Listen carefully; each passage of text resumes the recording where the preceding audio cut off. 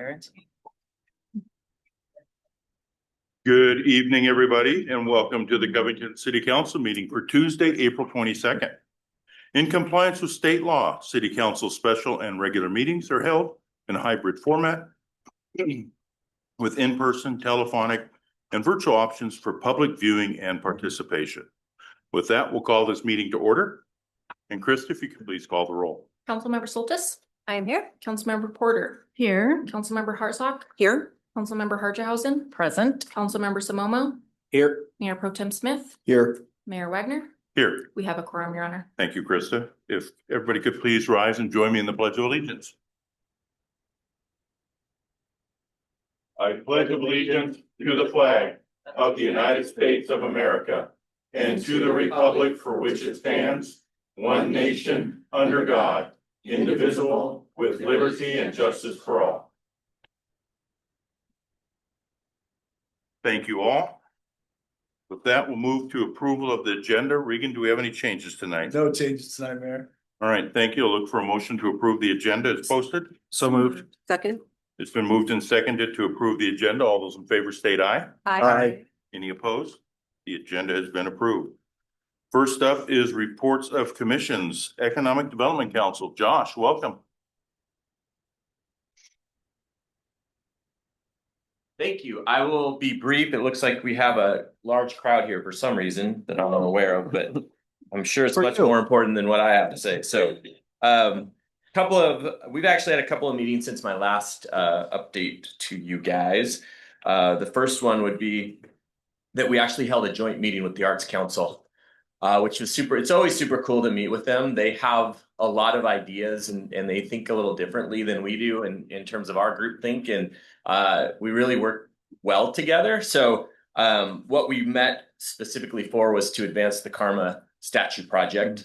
It's always amazing to me. You have the idea and it sounds so simple, right? Just get some statues and put them up and it'll be cool.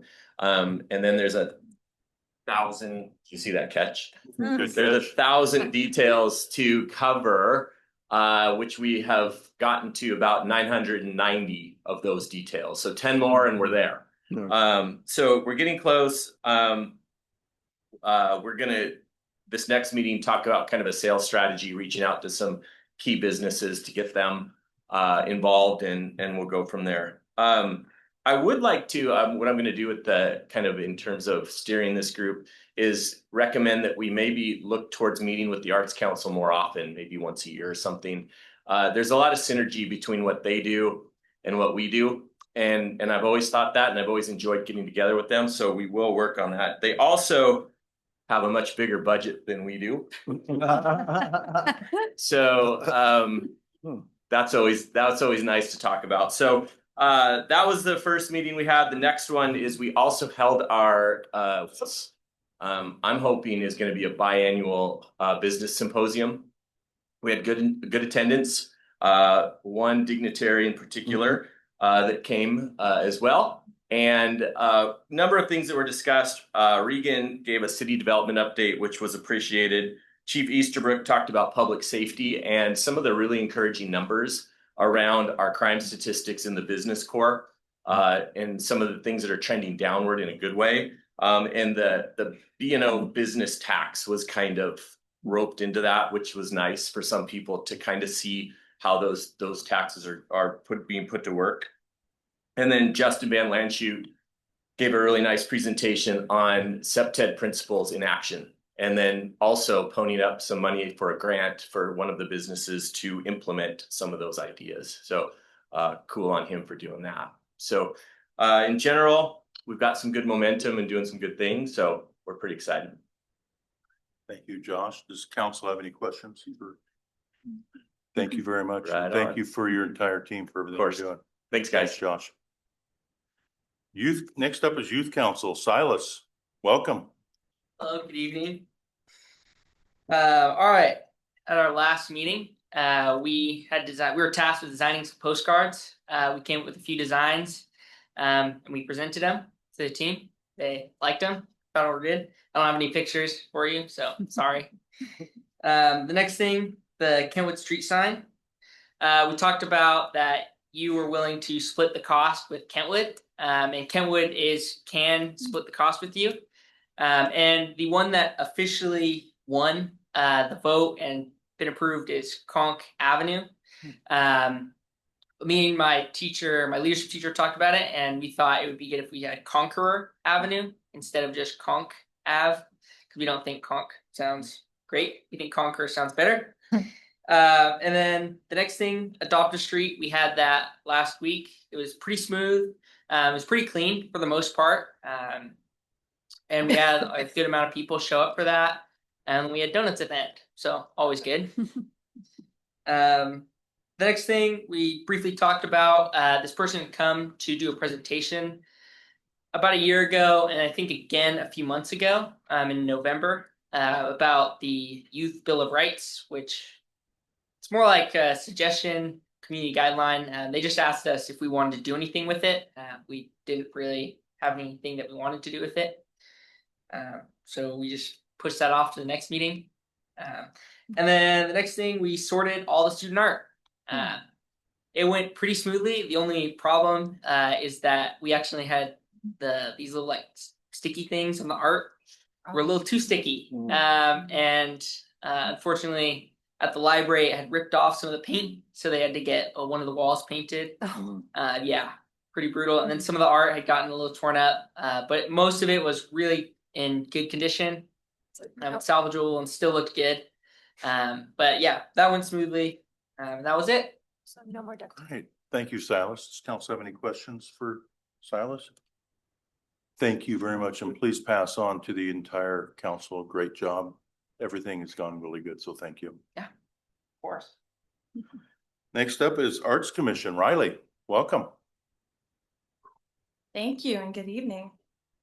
So I have a few exciting updates. As Cetus already mentioned, we did do our joint meeting with them, which went really well. 990 things are pretty cemented in with those last 10 to accomplish. Right now we are in the planning phase of the construction of Karma. So we established how Karma is going to be standing in the meeting. We decided, thanks to Paloma actually, that Karma's hand is going to be out so that different businesses can put things in the hand of Karma. For example, if it was at Costco, you could put a hot dog in the hand of Karma. So that's exciting. There are just a couple of different things that we want to see. So we're getting 2 different mock-ups, if you will, of what the design will look like, and then we'll make a final decision after that. It sounds like there's a lot of excitement from different businesses around. So we're really hopeful that the idea is going to take off, and we're going to have a lot of these throughout the city and quickly. This is one of the quickest projects I've seen with the Arts Commission, so I'm very excited about that. Another new development is the city of Kent reached out to us. Covington established an art crawl, which was just discussed by the youth council. The Arts Commission hasn't touched it since we handed it off to the youth council a few years ago. But we're looking at having a joint meeting with the youth council and the city of Kent in a way to make it bigger and to collaborate with other cities and potentially bigger as years go on. So right now we are trying to establish an actual meeting time that works for everyone. We were hoping our next meeting, but I have to get back with Jonathan, who is our city rep, to see if that is working out or not. Outside of that, we're working on a mural program, which used to be the crosswalk program. We learned that unfortunately it's against the laws or ordinances to put a mural on the road due to safety concerns. So we're hoping to transfer that program into a mural program in a park, possibly Jenkins Creek Park, just because there's not a lot currently developed there, and it would be a lot safer to have a mural maybe on a wall or on the ground installed. But we have to look at costs and if we have the space for it, because there is protected land in Jenkins Creek Park. Those are all of my updates. Do you guys have any questions? Anybody have any questions? Jennifer? I noticed at least another utility box wrapped over by Yes. Church, so. The weather has been Steps, nicer, yeah. so Are they all on or are they still being applied, or do you know? I assume if you saw another one, then they would all be on because usually they do them all within the same week or day. Okay. We got 1 or 2 installed way back a few months ago, but then the weather was poor throughout winter. And so if you saw one, then they're I probably did, I all noticed on. it today. I just haven't It's seen, been to a meeting since they've been installed, so I don't have the that sea update. turtle one, yeah. Yeah. Oh, I'm so excited. I have to go peek at that one. Yeah. What was your question, Elizabeth? So, have you all thought about maybe sidewalks within the park doing a mural? I don't know that. That's a good idea. So we could do something like that, but I don't know. it gets really sticky as soon as you're on anything that, let's say a bike would be on there and things like that. We just don't want to be liable for anyone getting hurt. We want art to be fun and beautiful and safe. So we'll look into it, but I haven't thought about that. Again, I just don't want issues like that one sculpture we had installed in the Covington Community Park that got hit by that rock. The rock was a part of the sculpture. We could have saw that from a mile away, but we didn't. And now we have to get a whole new piece of art there. So I'm kind of cautious for that reason. Yeah. Any other questions? Riley, thank you very much, and please pass on our thanks to your entire commission. I will do so. Thank you. Thank you, Riley. Equity, Cultural, and Social Justice Commission, do we have anybody here to speak on that? Welcome. Hi. Thank you for having me. My name is Janelle Johansson. This is my first time here, so. Well, welcome. Thank you for being here. So our last meeting was held on March 27th. We covered a number of different topics. First, the election of the commission chair and the vice chair. And we also reviewed the strategic plan, the work plan, and then the goals and priorities for this upcoming year. So from that last meeting, myself and Prem Subedi were voted in as chair and vice chair. And as we discussed the strategic plan and the work plan, we discussed several opportunities to improve equity and diversity in Covington, including engaging the community through a Civics 101 course to help empower our residents with the knowledge and the skills needed to participate and engage with the local government. We also talked about identifying strategies to incentivize and empower local and diverse businesses, identifying opportunities to utilize city-owned properties for hosting diverse cultural events and inclusive community gatherings. And then we also discussed the possibility of participating in Covington Days so that we can get engaged in the community. So between the March meeting and our next meeting this Thursday, no commission activity besides for myself and Daphne, our liaison, meeting to discuss responsibilities of the chair. And this Thursday, we'll be reviewing the strategic plan, work plan, the goals and priorities, and our interests for participating in Covington Days. Any questions? Well, it's nice to hear from you and the commission. Yeah. Appreciate that. Does council have any questions? Well, please pass on our thanks and welcome and congratulations as the chair. We look forward to hearing many great things from you. Thank you. Human Services Commission. Thank you for being here tonight. Hello, I'm Anne Magner. It's also my first time actually presenting to you all, so hello. So we did not have our last commission meeting. However, we have been communicating offline via email to plan on being at the Makers Market and also the Covington Days. We're really trying to utilize our time there to spread the word about human services and what we do and how we can partner with members of the community. And outside of that as well, we did take some feedback from the previous council meeting around meeting with the library. So we did actually go and have a tour with the library staff, and we actually realized we had a lot more in common with the library than you would realize as a human services commission. So it was really good to see some of the synchronicity between ourselves and the library staff there as well. Definitely going to be working with the library reps and just to figure out how we can partner better with everyone moving forward there as well. And then lastly, as we do move into our upcoming commission meeting, which is actually tomorrow, we are going to be working on solidifying some of our outreach plans, and then also just making sure that we are actually updating on some of the site visits that we're planning to do in the future, and nailing those down and just making sure that we actually carry forward with those. And that is it, short and sweet. Any questions? Thank you. Does anybody have any questions? Thank you very much for being here tonight, and please pass on our thanks to the entire commission. Thank you. Thank you. Next is Parks and Recreation. Laura, welcome. Good evening, council.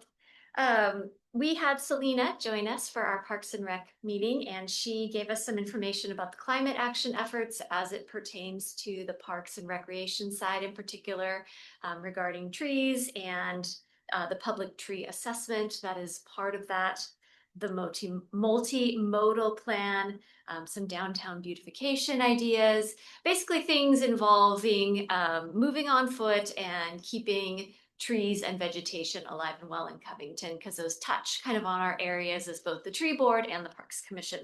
And so it was very interesting. Selena's always a joy to listen to, and always really great information. It's nice for us to know kind of what's happening in the other aspects of Covington, especially the newer commissioners, because nothing here happens in a bubble, right? Everything kind of touches and bumps on each other. So it's good for everybody to see how those different, I guess, bubbles, for lack of a better term, kind of interact with each other. We reviewed our commission work plan. We just made some wordsmithing changes. The commission voted unanimously to approve the work plan, which will serve as a good guide for us going forward in the future. We planned for our park tour, which will be our next meeting in May. We always get out once a year and set foot in Covington Parks. And so it's always interesting to hear, especially from the newer commissioners, like what they would like to see. So we are going to visit Crystal View Park, Friendship Park, the Jerry Creek Skate Park, and Jenkins Creek Park.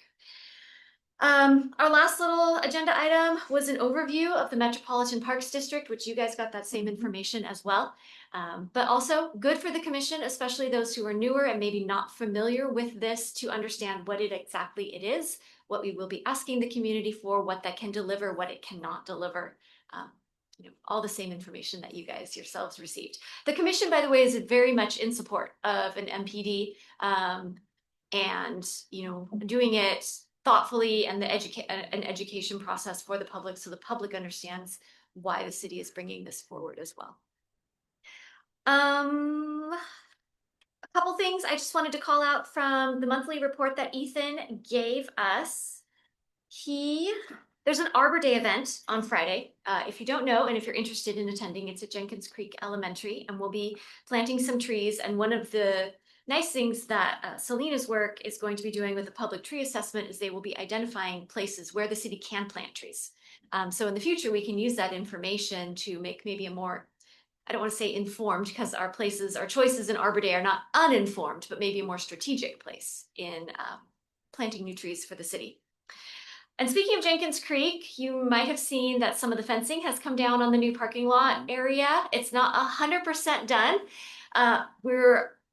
As of our meeting, we were waiting on PSE to put an address sticker on the meter, and we were waiting on some back-ordered railing for the boardwalk. So one section of the boardwalk is incomplete. But the vast majority of it is done. You can actually set foot in most of it now, and go check it out. So that's very, very exciting. And that's our meeting. Any questions? Thanks, Laura. Does anybody have any questions? Laura, thank you very much. And please pass on our thanks to the commission, especially on all the hard work you've done on Jenkins Creek, bringing it forward. Thanks, I will. Thank you. Next is Planning Commission. Anybody here from the Planning Commission? I don't see anybody online. Okay. We will get an update at our next meeting. That concludes our commission reports. Next is public communication. So if council could please join me in front of the dais. We have some proclamations to hand out.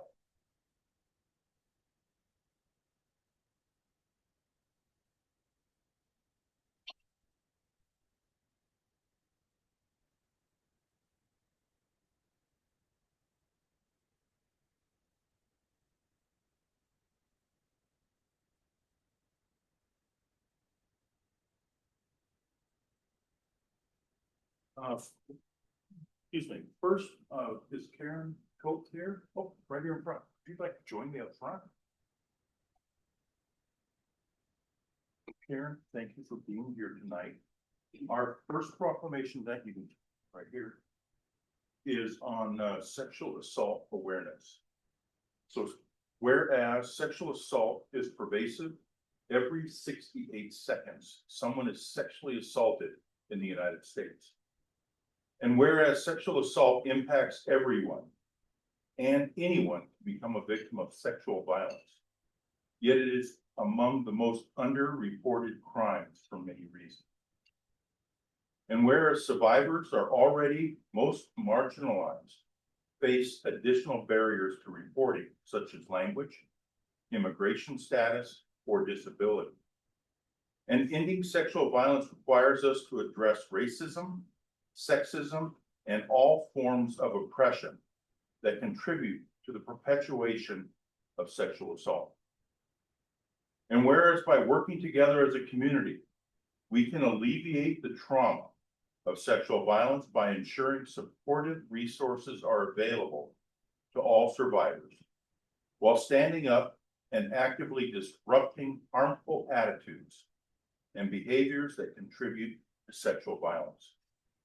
And now therefore, we, the City Council of the City of Covington, do hereby proclaim the month of April 2025 as Sexual Assault Awareness Month in the City of Covington, and we urge all citizens to join advocates and communities throughout King County in taking action to prevent sexual violence by standing with survivors. And we'd like to present this proclamation to you and thank you for all that you and your organization do. And do you have anything you'd like to say? Yes,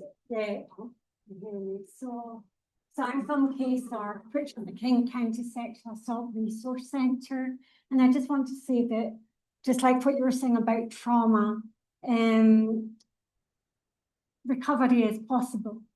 And we assisted 4,300 individual survivors and their family members in the last year alone. Almost half of KSAR clients are teens and children.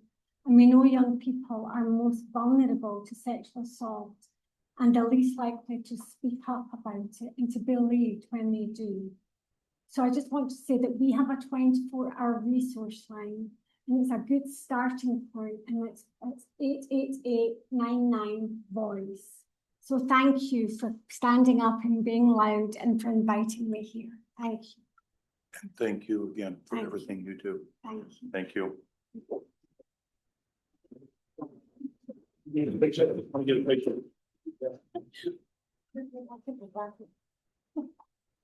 Okay, 1, 2, 3. Thank you.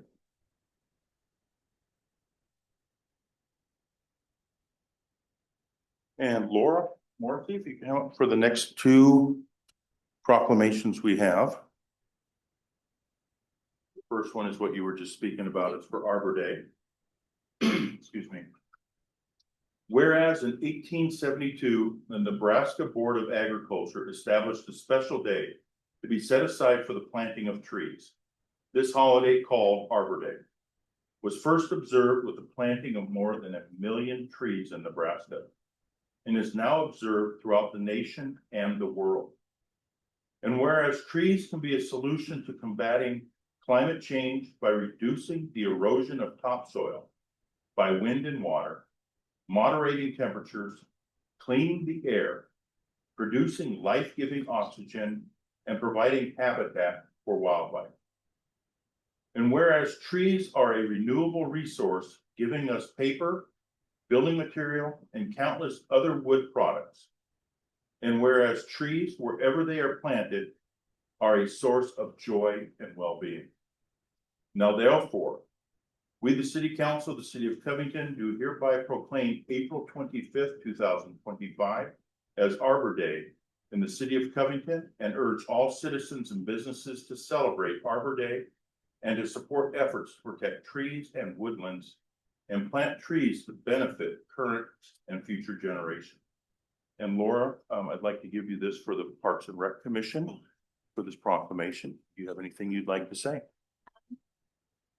You know, it's, I think, very difficult to overstate the importance of trees. I think we as individuals have almost a visceral reaction to them. And as a city, you guys sometimes get the unpleasant end of that when people react to what is done for trees. But a city that is full of trees is a beautiful city. It is a city that people want to live in.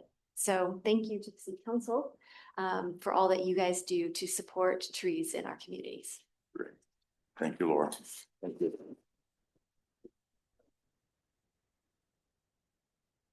Okay, 1, 2, 3.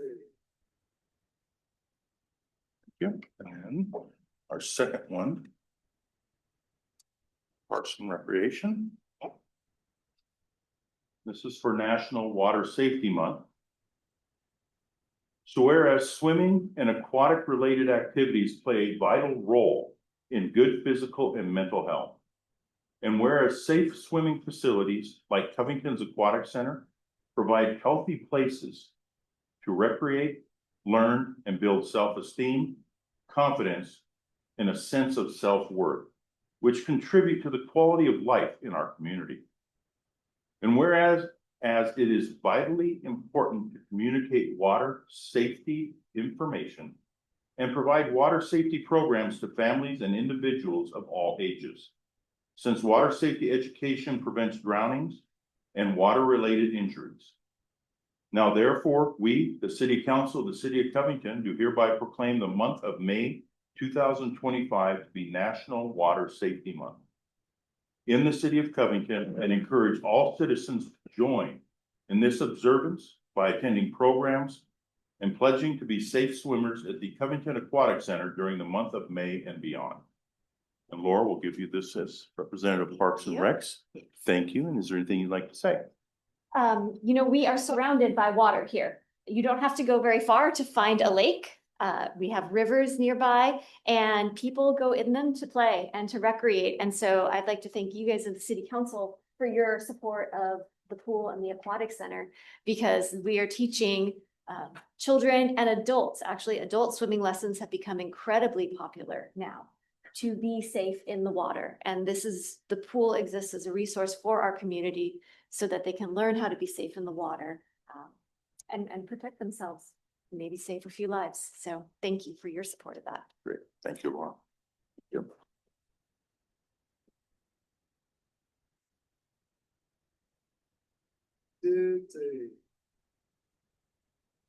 Thanks, Brady. Okay, thank you. Thanks, Laura. And Julie, if you'd like to come up. While I take my jacket off. Been dying to know what's on that shirt. Well,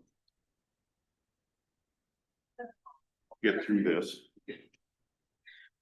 So I actually have two proclamations. I have another individual I'll hand it to later, but and Julie's here with the city with Human Services, and she's out on a regular basis helping those in the community as well. This is a proclamation for mental health awareness. Basically, this shirt means it's okay to not be okay. That you feel many different things, and sometimes it's hard to understand what those things are. So it's good to work with those and help individuals. And just by saying, how are you doing? Pause and ask, how are you really doing? And wait for them to respond, because sometimes it takes a while to get that response. So this proclamation, whereas 1 in 5 US adults experiences a mental health problem each year, and 1 in 6 youth have a mental health condition, but fewer than half receive treatment for it. And that's those that we know. Whereas long delays often occur between the time symptoms first appear and therapeutic intervention, and early identification and treatment can make a difference in successful management of mental illness and recovery. And whereas public education and civic activities can encourage mental health and help improve the lives of individuals and families affected by mental illness. And whereas we recognize the bravery and resilience of the tens of millions of Americans living with mental health conditions, and we show our gratitude for the dedicated mental health professionals and devoted loved ones who stand by them every step of the way. Now, therefore, we, the City Council of the City of Covington, do hereby proclaim the month of May 2025 to be Mental Health Awareness Month in the city of Covington, and ask all residents to help increase public understanding of the importance of mental health and to promote identification and treatment of mental illnesses. And it can affect anyone from any age, from birth throughout their adulthood. And I would love to give this to you, Thank you.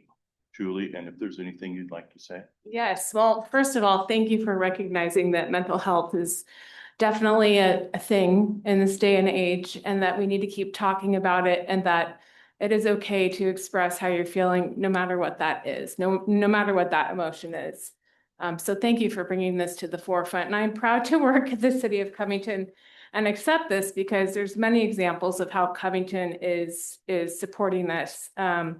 From the human services dollars that go towards mental health to even just tonight normalizing mental health. And I can speak from experience. We have another staff person, Darren. He's our community care specialist. He works with individuals with severe mental health on a daily basis on our streets. And that is a commitment to mental health if I've ever seen one. So thank you to the city for funding that and supporting that. And I'm just happy to be here tonight. So thank you.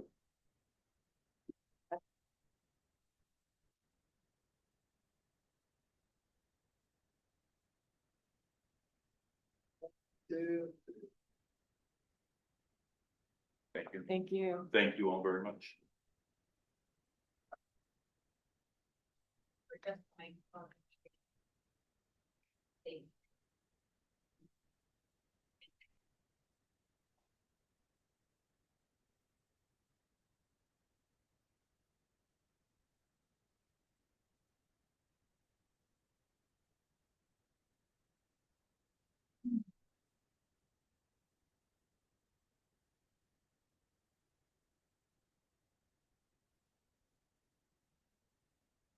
All right, next up is our first of two public comment periods. We do have a public hearing later on today. So that public hearing is to discuss the renewing the 6-month moratorium. So if you're here to speak on the battery energy storage system, please hold your comments till that public hearing, so that way we can get those on record for that. So for public comment, speakers will state their name, organization, and whether they are a Covington resident. Comments are directed to city council, not the audience or staff. Comments are to be related to city business. Comments are not intended for conversation or debate and are limited to 4 minutes per speaker. For attendees participating by Zoom, click the raise hand button. For attendees participating by phone, dial *9 to raise your hand. Once the city grants permission to speak, please unmute in Zoom or dial *6 to unmute by phone. Please notice campaigning for any ballot measure or candidate at City Hall or during council meetings, including public comments, is prohibited by state law RCW 42.17a.555. Is there anybody looking at the sign-in sheet? Nobody has signed up. Is there anybody in the audience wishing to address council for any subject besides the battery energy storage system? Yes, please come on up. And please state your name and whether you're a resident of Covington or not. Get right to the podium there. So I am Margaret Lund, and I am a resident of Covington since 1969. Well, that was before Covington. Anyway, I'm addressing, it's an issue about the roundabout at 256th and 164th. And do I just do the whole thing now in the 4 minutes? Yep. Okay, so there's 4 points that I made, and I typed it up for anyone who wants a copy of what I wrote down. So anyway, I had an accident there. And when it was at 7 o'clock in the morning, I was on my way to Kentwood to do subbing. And when I went into Kentwood, I was going slow, so my car was still drivable and nobody got hurt or anything. We pulled off to the side to exchange insurance information. She said it was my fault. I said it was her fault. So anyway, then I went into the Kentwood school and I talked to about 6 adults, staff and teachers, and they all reassured me that it was her fault. When it all came down to but both insurance companies, mine and hers said it was my fault. So anyway, it raised to me a very serious issue because it's really a huge question area there. And I've written down the details here and it's a one-page thing. I don't think I can read it in 4 minutes. So the first issue is that not only did I talk to those, but in the next following 4 weeks, plus another that I was getting sorted out with the insurance company, I talked to many adults, friends that knew that area, and they were all shocked that I was found at fault. So I said, this raises a bigger picture issue. And the bigger picture issue is that that roundabout is very dangerous and that they're building a whole bunch more roundabouts in the whole Seattle area and everywhere. And that needs to be an example of how not to design a roundabout. So it gets really complicated in here. And when everybody, adult I talked to said, boy, you're right, that is terrible. So I just request at the very bottom here, I said I have concerning this whole thing, because every adult I talked to, other than the police, who said, well, they had to establish a fault thing, so he established it with me. But we watched a video on the rules of the roundabout, and according to the video, I was in the right. So evidently this was an exception to the rule. And the exception supposedly shows up in these squiggly lines, or the lines here, the lines there. But everybody I talked to thought I should not be at fault. So obviously it isn't clearly marked for that. So anyway, I'm just closing the thing with, one of the things is this is a problem for Covington and any future roundabouts designed this way. As my husband pointed out, if someone or someone's child were to get severely injured, Covington would be on the hook in a major lawsuit. So, because it's just so questionable there. So I am just suggesting to investigate the roundabout, how many wrecks, the design, etc. I would suggest a right arrow be painted on the right lane just before the exit to 256th West. And it was said to me that you don't have to turn right, and so there can't be an arrow there. So this raises another conundrum. So you can go in the right lane past 255th West exit if no one is coming from the left lane to exit to 256th West, question mark. And then this can exit right from, then you can exit right from a left lane to exit to 256th West, again, if no one is coming through in the right lane. So like both ways, and it's just so your time is up, but you said you have notes there. So can you please give those to Krista, who is our city clerk, and she will make sure that we can, so that we get copies, and then she will also make sure that the correct staff gets those copies.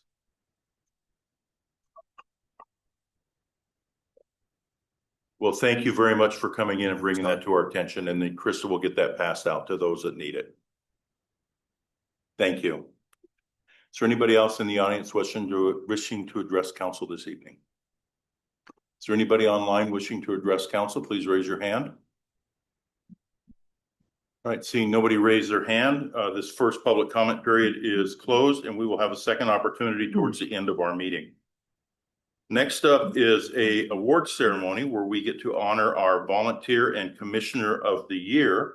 So if council could please join me in front of the dais again.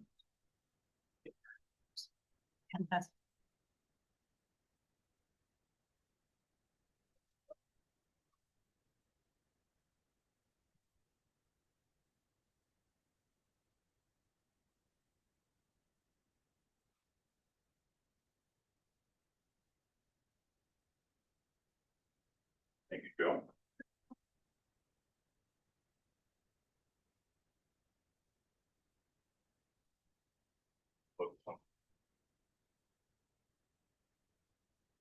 Right, first we'll do our 2024 Commissioner of the Year, and I'd like to ask Murray Williams, please join us up front. I know I'm only leaving.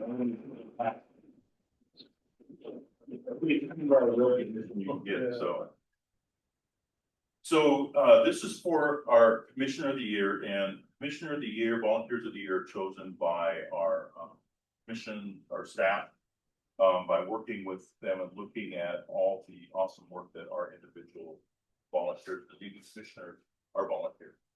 So the Community Development Long Range Team nominated Murray Williams for the 2024 Commissioner of the Year. Congratulations.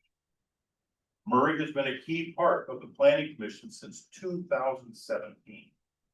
During his time, he served as both vice chair and chair. Did an awesome job at it. And helped navigate major efforts like the Lake Point Urban Village Development Agreement and amendments, multiple updates to the city's tree code, and various state mandates on housing policies. His leadership and steady approach have helped the Planning Commission work through some of the city's most complex planning efforts. Murray's thoughtful and measured perspective has been invaluable. He doesn't speak just to speak. When he weighs in, it's clear he has considered all sides, and his input makes discussions even stronger. He's also mindful of staff resources and work plans, ensuring that time is used effectively. Most notably, his commitment to making Covington a place where people want to live and make sure that generations return has left a lasting impact on the Planning Commission's work and perspective. With Murray stepping down in 2025, hopefully going for a short time, now is the right time to recognize his contributions of volunteering his time and knowledge to the city. Thank you, Murray, for being such a key component to our Planning Commission and the community city of Covington. With that, I'd like to give you this plaque, recognition of outstanding service for the city of Covington. So thank you again for all that you've done. It's an endless job of all the volunteer hours that you've put in, so thank you. Is there anything you'd like to say? I just want to thank the city staff. They're wonderful, and thank the council, and thank all my fellow commissioners. And it was very enjoyable, and I hope to do it again someday. Well, I hope so too. So you have this plaque for you. Thank you very much. All right. Thank you. I'm ready to move. Sorry. Okay. I should have had it down. 1, 2, 3. Thank you. Thank you, Murray.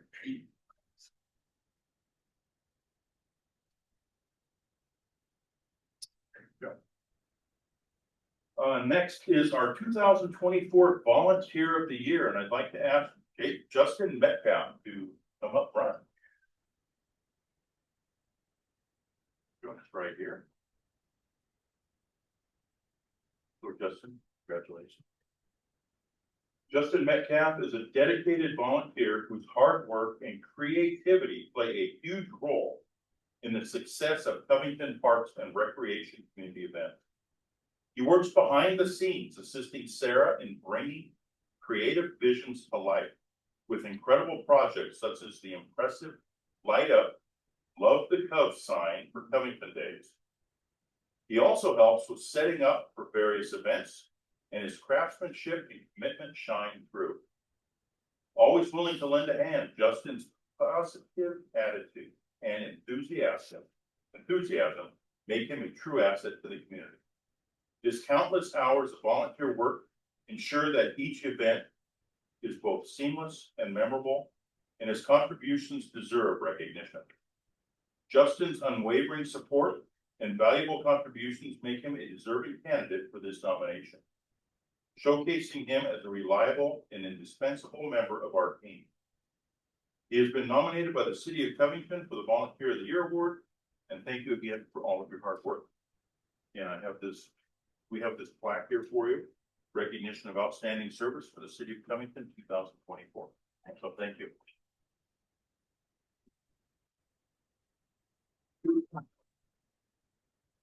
Picture time. 1, 2, 3. I just think that's all. So I go with it. I didn't get Okay, I'll go. Yeah. Why? Little one. It's a package deal with Sarah and Justin, so. Oh, here we go. All right, The family. right. Okay, 1, 2, 3. Got it. Thank you. Thank you.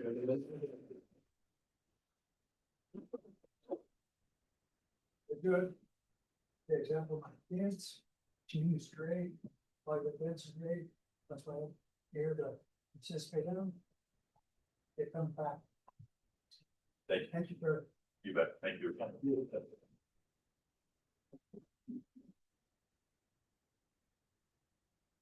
Next is our Youth Volunteer of the Year. Thank you, Joe. And I'd like to ask Silas to join us up front.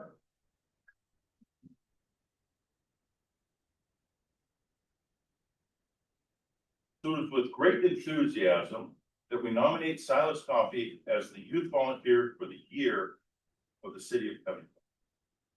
Silas has been a member of the Youth Council for the past 2 years and is currently the chair. He makes every Youth Council member feel welcome and included, and is a great role model. Even up here, very good. Silas is always looking for ways to improve the community. He has dedicated his time and energy to recruiting Youth Council members. And as such, the Covington Youth Council is the largest it has been, with 12 members. Silas is a senior at Kentwood High School and also the ASB president. He demonstrates the true spirit of volunteerism with his leadership, dedication, and commitment to the community. Silas will be greatly missed as he graduates this June and moves on to college this fall. So Silas, thank you again for all the hard work.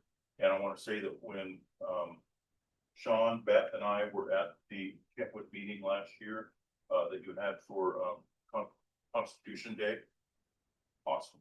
You did a great job. So I'd like to present this plaque to you in recognition of outstanding service of Youth Volunteer of the Year Award. Congratulations.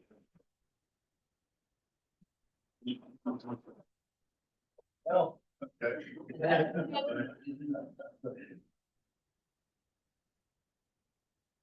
1, 2, 3. Thank you. All right. Thank you very much. Thank you again. We will take a short reception and we will be back at 8 o'clock. Okay. And recording can be stopped. We'll get started in a minute.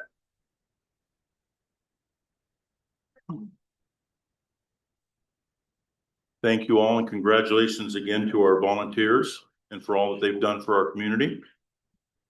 And who am I missing? Joe, where did he go? Okay.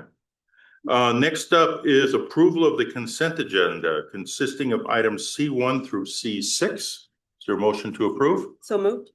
Second. Been moved and seconded to approve the consent agenda. All those in favor state aye. Aye. Thank you. Motion passes. Next up is our public hearing.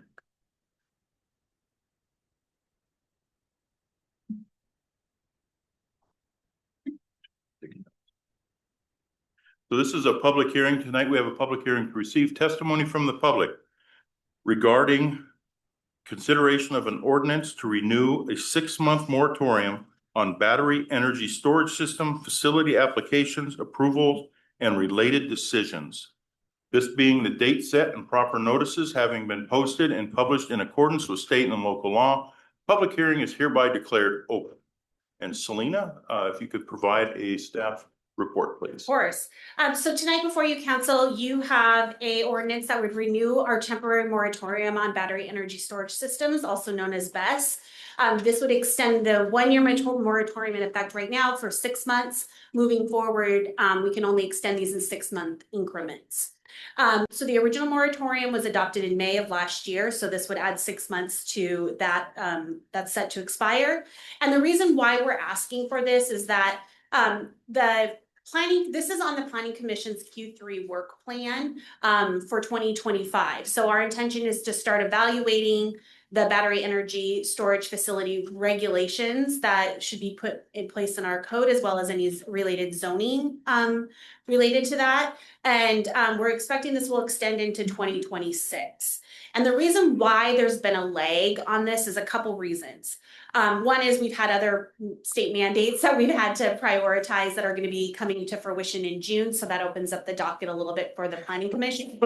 And then secondly, this last legislative session, there was about 3 or 4 battery energy related legislative bills that would, should they move forward, would have kind of changed the landscape and how we would have been able to write code around battery energy facilities. So we were waiting to see if there'd be any impact at the local level regarding what we can and could not do. But moving forward, assuming all things remain the same, the Planning Commission will be reviewing the King County initial requirements. They did a lot of the initial research, so we'll get grounded in that. We'll be coordinating with our experts, our energy experts, and then ideally bringing those permanent regulations forward for the council, most likely in 2026 early. So do expect at least one more extension on this moratorium, anticipate. Couple next steps though that I do want to just share is that we did go to training today. Some of our staff, they had Department of Commerce and their energy wing did a training today on a lot of things, clean energy, particularly BESS.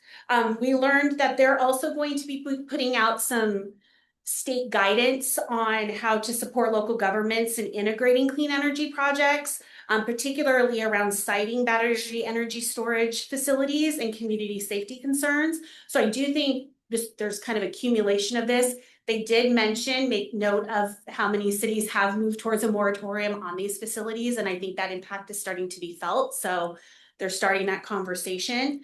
They also talked about a statewide energy mapping, which is something at the local level directors have been asking for.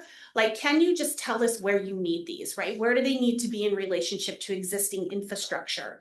And Commerce has heard that. They went out for some funding. That statewide energy mapping is tied to DOD funding, which they're not certain they're going to get. So they're trying to figure out how they can do this work at the state level that can inform local jurisdictions with maybe no funding.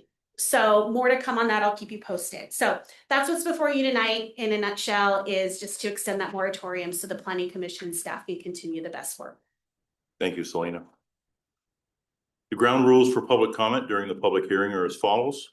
When your name is called, please step up to the microphone, give your name and state whether you are a resident of the city of Covington. Please limit your comments to 4 minutes. The city clerk will set a timer that will go off when your time is up. When the timer goes off, please wind up promptly. I do not have anybody signed up for this. Is there anybody in the audience who would wish to address this? James, welcome.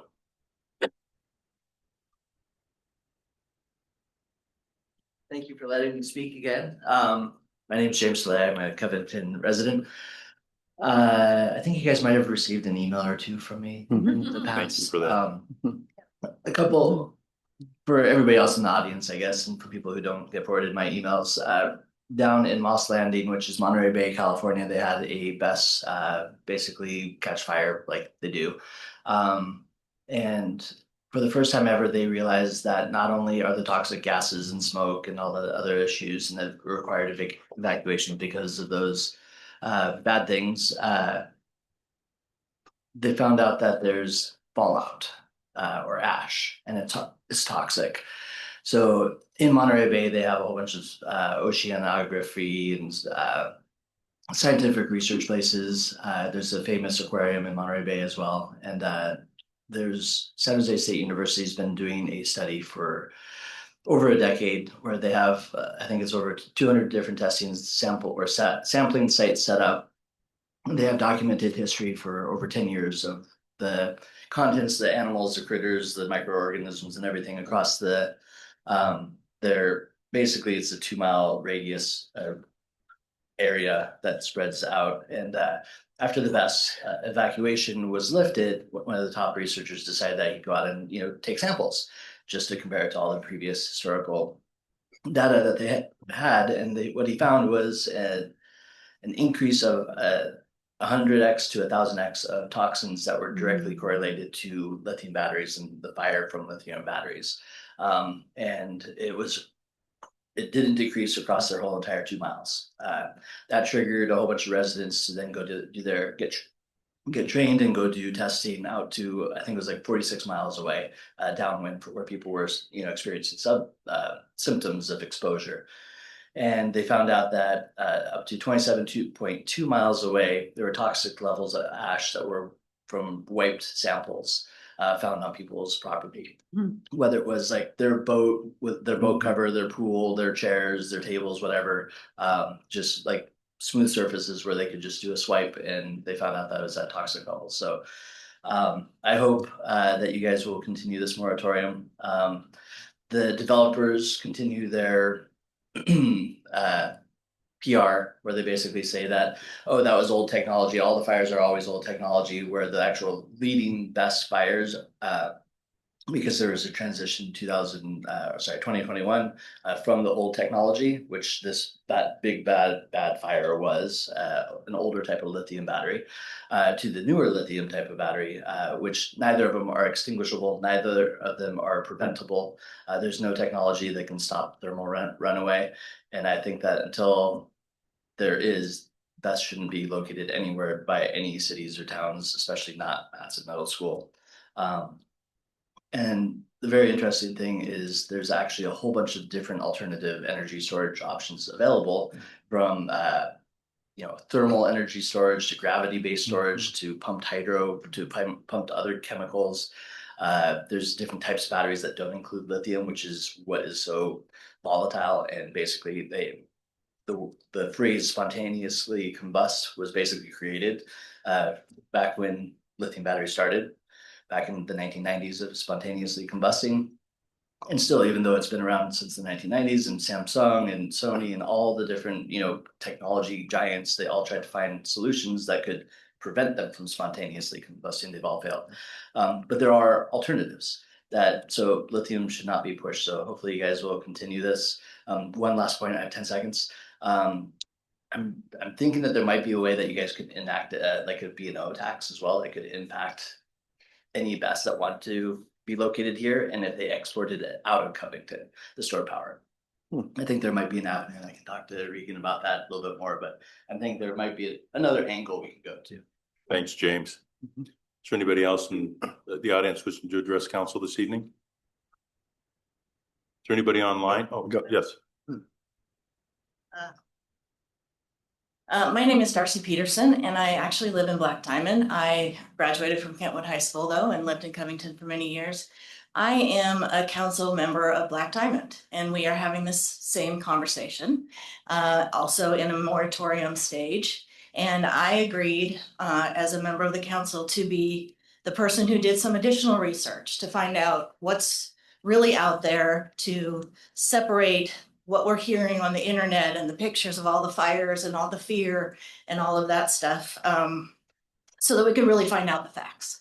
My day job is I am a water district manager for a water district in Renton Highlands, and I have a grant from the Department of Commerce to study if we can put solar panels and BESS battery at our new well locations so that I can save electricity throughout the year, hopefully to keep my water rates stable.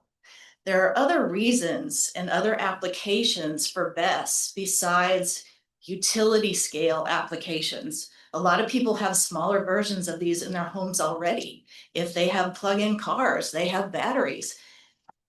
It's true that the old technology is not safe, but the technology has changed exponentially. There is now phosphate iron batteries or lithium iron batteries that don't combust. They don't have thermal runaway. That is not the same issues. There's SCADA technology that these are monitored 24 hours a day, 7 days a week. They know now that airflow changes everything about how they burn, how they combust with the cells next to them. There's a lot more out there than just the fear. And for me, in a community, I want to take care of my ratepayers. I want to keep my bills down, and I want the entire community to benefit from that. And if there's a blanket, you can't do this, this isn't safe, you have smart people here at the city that can do great research, that can find out if it's safe and that there's options, and then you can write your code accordingly. But you know, I guess this is my opportunity to practice on you what I'm going to share with them. So thanks for this opportunity. I was hoping to hear more from the community and just maybe more other people who are studying it or experts, but I'll see how the rest of the night goes. Thank you. Thank you. Is there anybody online wishing to address council on this subject? Please raise your hand. All right, seeing nobody raise their hand, I'll declare this public hearing closed. And does council have any questions or comments at this time? No. All right, so Debbie. Thank you. I have a question for Selena. Of the legislative changes that may have been approved, were there any that impact that you were, and you said that you were waiting to see what those changes could be? Yeah, so it was particularly, hold on, I have it here in my notes, give me 1 second. It was particularly Senate Bill 5283. And that was the main bill that was tied to battery energy. A lot of them were just tied to energy and clean energy in general. But this particular bill would have, one, reduced FSEC's authority. That was one of the main things that came out of that. And it would have made it very clear to cities that you could have conditions related to, you know, how these interact with critical area sensitive properties, right? Like it'd be a lot more definitive around what we could say no to, versus waiting and just kind of, you know, using our best available science and our knowledge. This bill had some very clear, like, no sites with critical areas. FSEC can't overrule a city determination. Like it was very clear. And it did get a hearing in February. I did a little bit of research before this meeting and I don't think it made it anywhere. I don't think any of those energy bills made it out. But I think it's a signal that we're going to probably see them in another session. Okay, thank you. Anybody else? Sean? Does that, those bills or those legislation, did that make it into that guidance that you're mentioning? We haven't seen the guidance yet. I imagine maybe. Yeah. I think a lot of cities are in the same scenario around a moratorium and then really looking to King County for some of that feedback and lead. There has been clear discussion about, you know, what are you doing in your personal need versus these larger facilities that we saw next to Matson. So there's a lot more to dig in there. And it is nice when the state does give us a little bit of guidance, right? Because it's another kind of guardrail that protects us a little bit in how we legislate them. So I'll definitely share that as soon as we see it. Who's drafting that, you know? It's the Department of Commerce, their energy division. Yeah. Anybody else? Okay, council, before us is the opportunity to approve the proposed ordinance to renew the moratorium on the acceptance, processing, and or approval of applications for building and land development permits and related land use decisions for battery energy storage system facilities to be located within the city of Covington for a period of 6 months. Is there a motion to approve? So moved. Second. It's been moved and seconded. Beth, would you like to speak to your motion? This is not a new item for any of us, and we would just continue to give you all the time that you need to make sure that we're doing the right decision for our city and our residents. I don't think we need to say anymore. Thank you, Beth. Joe, would you like to speak to your second? As hopeful as I was that the state would do something this year at this legislative session, I got to learn to stop being an optimist about what the legislature will do. But my hope is that I know we're not the only ones talking about this. We're not the only city trying to see what we can and can't do. And we're hoping for more guidance coming from the state to hopefully do something. So I think this moratorium gives us more time to speak with the legislatures. It also gives us more time to even look at all the different possibilities out there and even figuring out what we can and can't do to make sure that we are not only protecting our citizens, but also making sure that we're finding the right ways to be more energy independent, I guess would be the correct term, but finding the right ways for us to be a greener area and how we can do that.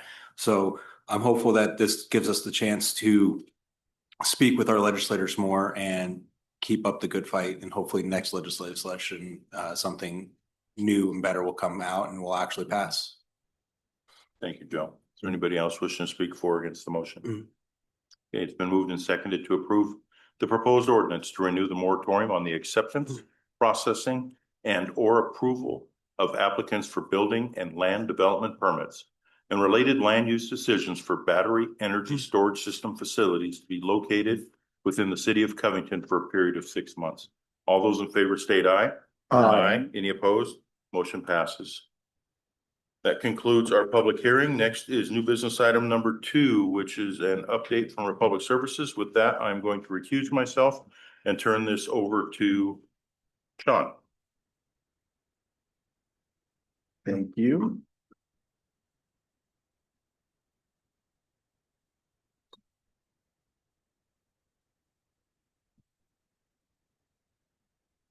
Okay, Don, are you leading this?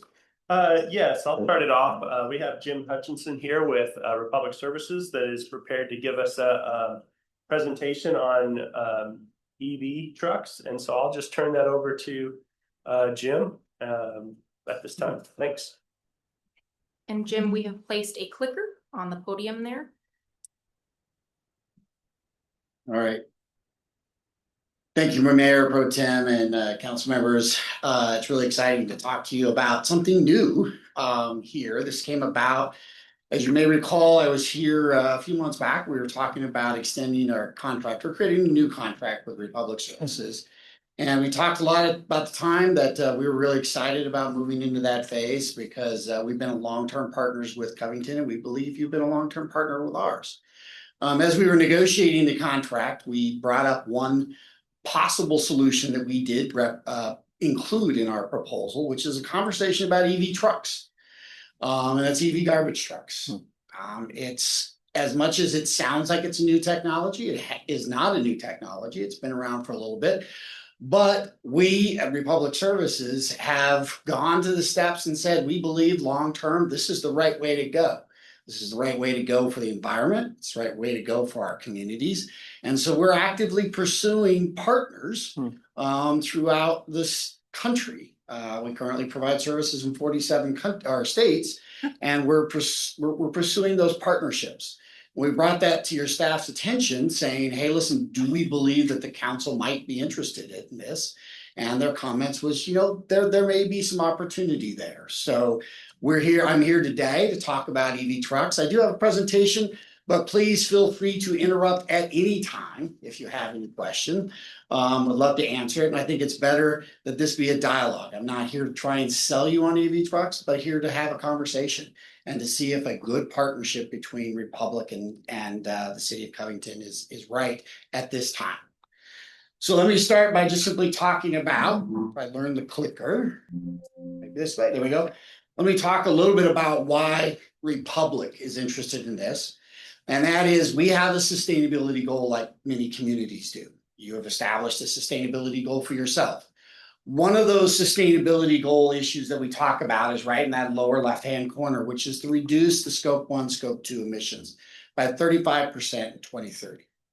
Now, the interesting part about that is we can't do that alone.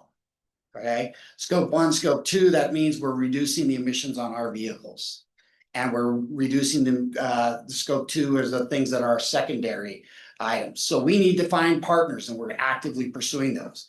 Now we've agreed to this goal setting, similar, as I mentioned, to the cities are saying, hey, what their sustainability goals are.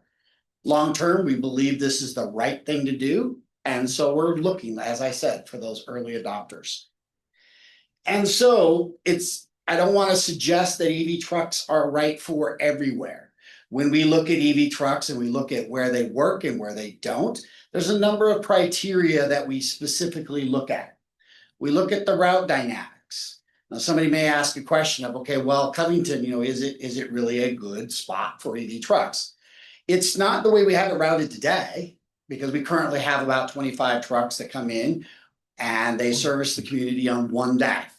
right? That's not necessarily efficient. However, with the new contract, we're going down to the 5-7 trucks that we're talking about that would service the residential and the commercial areas.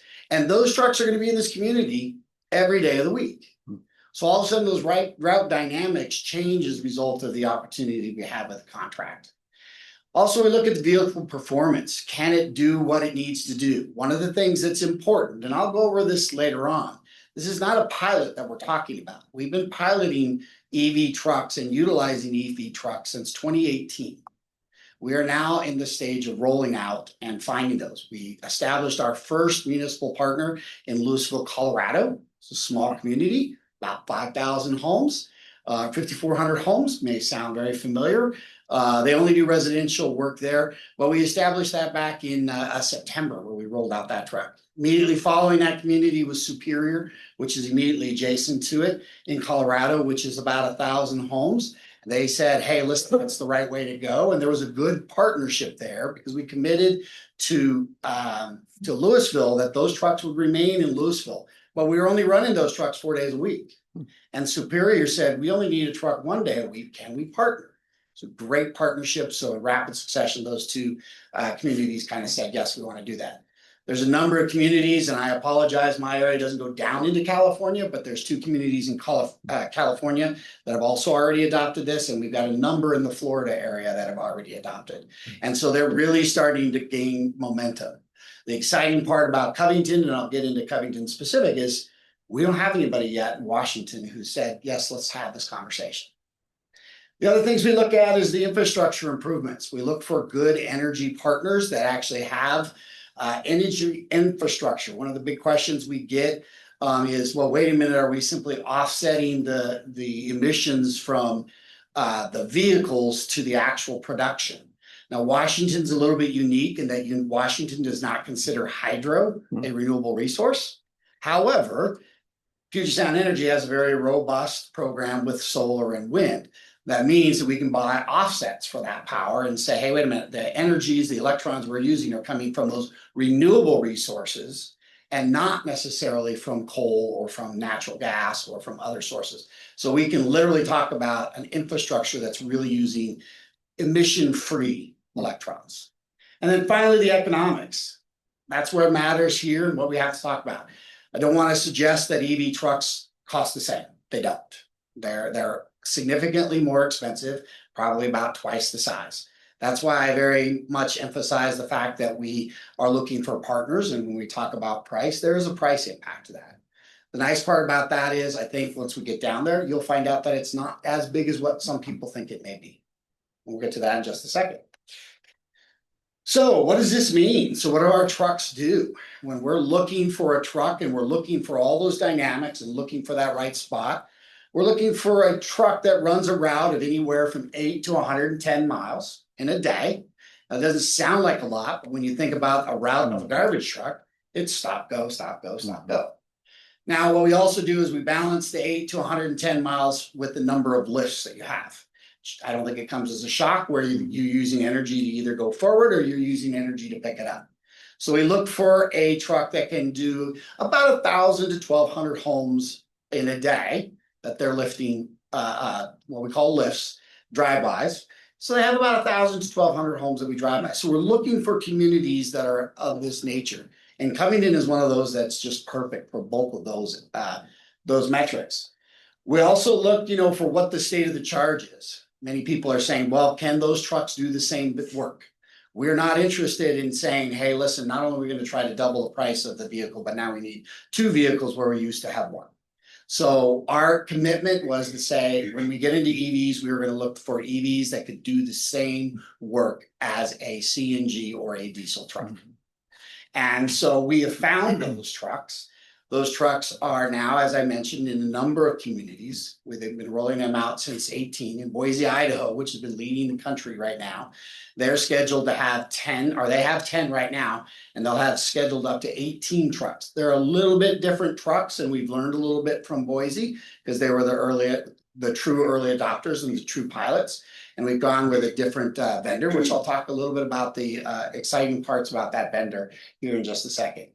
But the nice part about it is the trucks we're running, They're doing everything that another truck would do. And on the low side, they're still coming back with a 20% charge.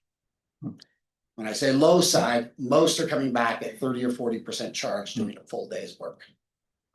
And we also discovered one of the things I didn't mention, hot and cold.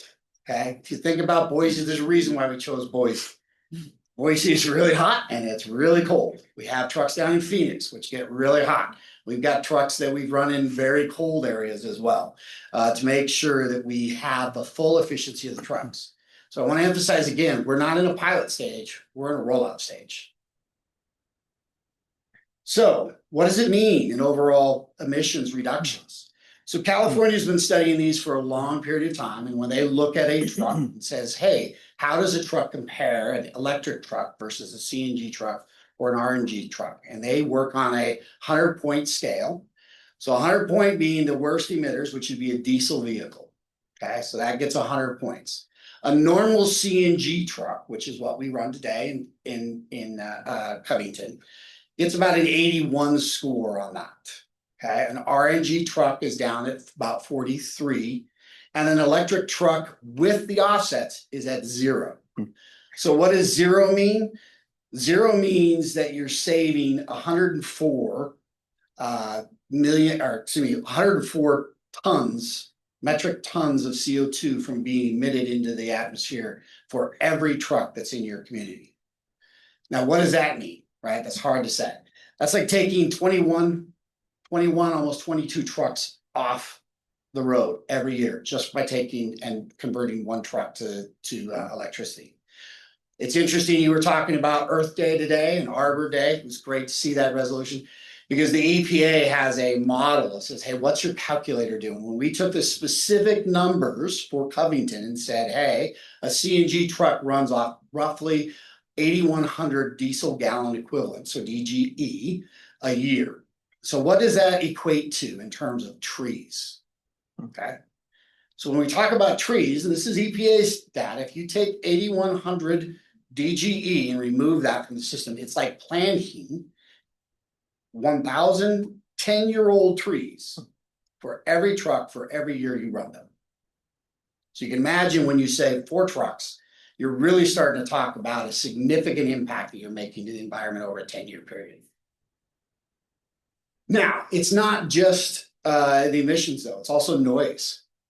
Now we have had some complaints, I have to acknowledge, in some of the areas where people are used to hearing the truck come down the street. And so they say, wait a minute, I gotta take my trash out and I can't hear the truck anymore. Regrettably, you will not hear the truck when we have the EV trucks there. They are significantly quieter. And doesn't mean that it dampens when you dump all those bottles in the back and you hear the clang and crash. However, it also dampens in terms of the noise of the compaction that we have. So whether you have a hydraulic where it normally compacts there, it's now electronic. And so it just compacts at a much smaller and less noise. So you're talking about anywhere from a 50% to an 80% reduction in the noise created by these trucks. Safety is obviously important. The nice part about the new trucks, as I mentioned, when we started in Boise, we used kind of an old style of truck, an old design of truck, which was saying basically, how can you take an engine out and just put a battery? And they looked very similar to a garbage truck of today.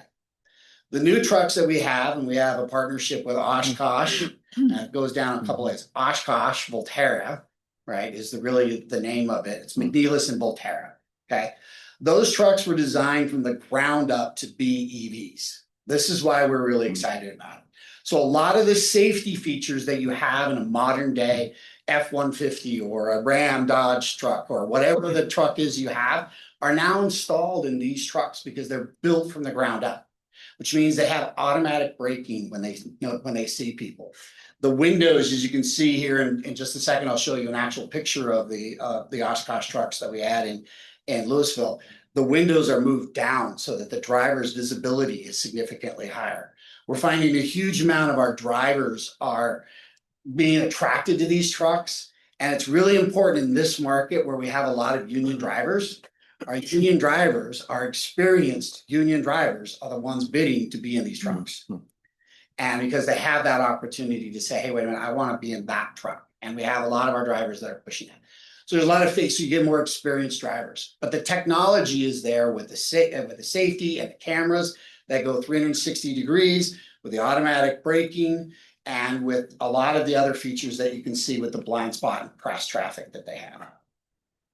So, as I mentioned, we're beyond the stage of doing pilots. We are actually rolling out trucks today into communities, but we're being very candid with them.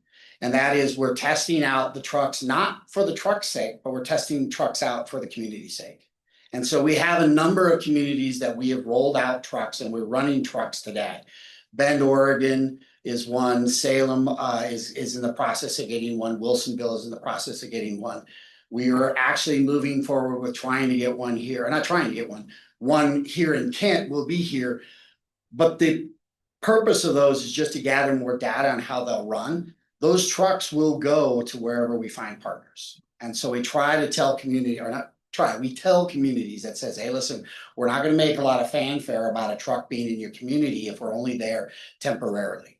Because what we're going to do is we're going to find communities that want this and embrace this as part of their sustainability, and we will move those trucks to those communities.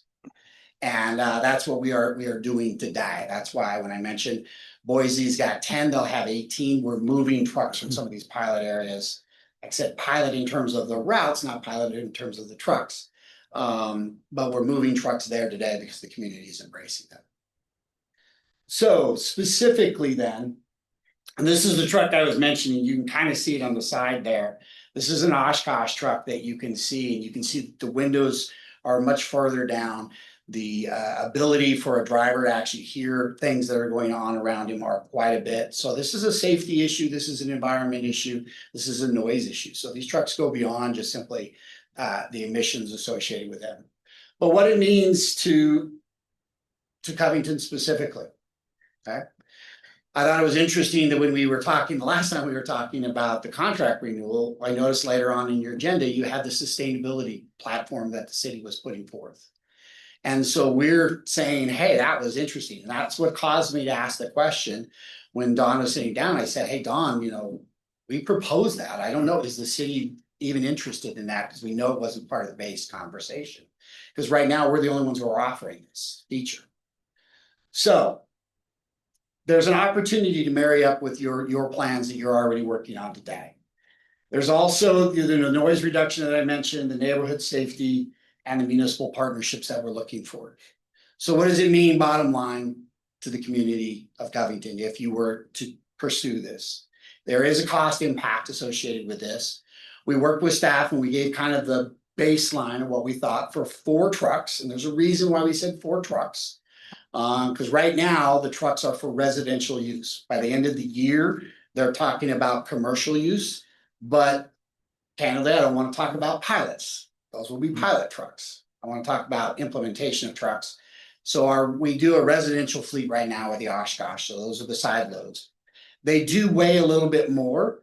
And so we're saying, hey, if we look at Covington, we can say that your organics route, those are the ones that are usually the heaviest because they have a lot of the moisture. But your MSW and your recycling routes, those are some of the lighter. We don't get as much payload in those.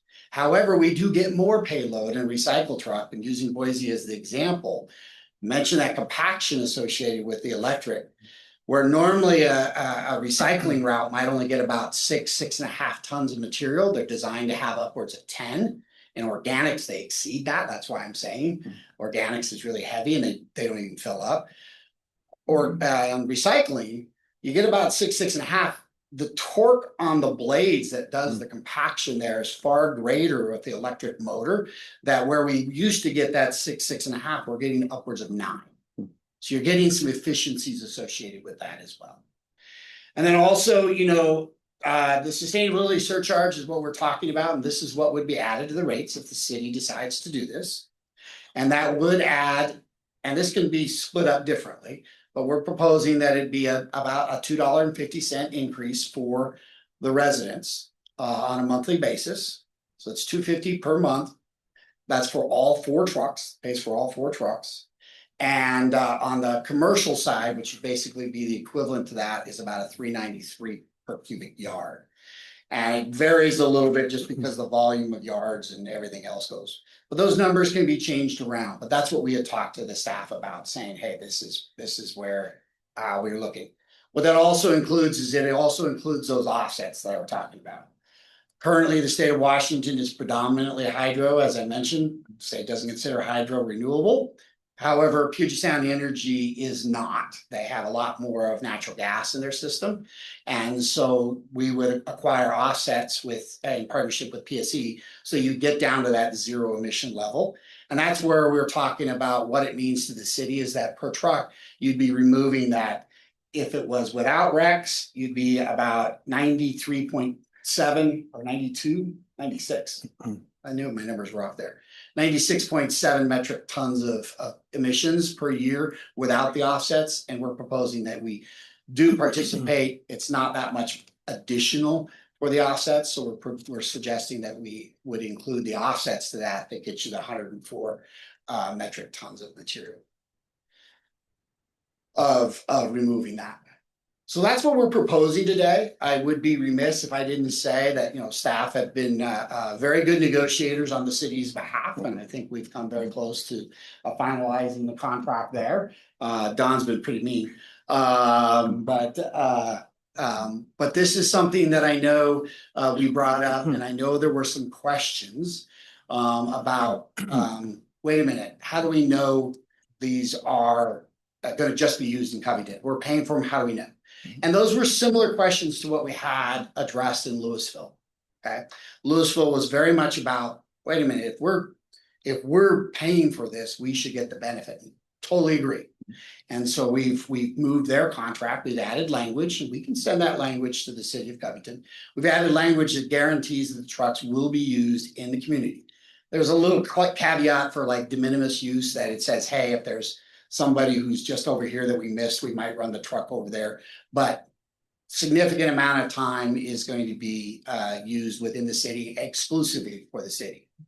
We also talk a little bit about, well, wait a minute, are the trucks running all the time? And we acknowledge that although we don't consider it a pilot, it's new to our community. So we also agreed that at a minimum, if the trucks are not running more than 70% of the time, we actually discount that month's rate to all the residents who are paying for that, because we figure you need, if you're paying for it, you deserve that. So if we're not running those trucks more than 70% of the time, we say then even if there's a good reason for the truck not to be running, and I have to acknowledge that sometimes new trucks are some of our biggest culprits of actually having something break or move. But we've said, hey, listen, we're going to be, if we can't run it 70% of the time, we'll discount for that month. And so that's all language we can add to the contract. And I believe staff thought it was important to come back and talk to the council about that prior to coming to a finalized contract with you.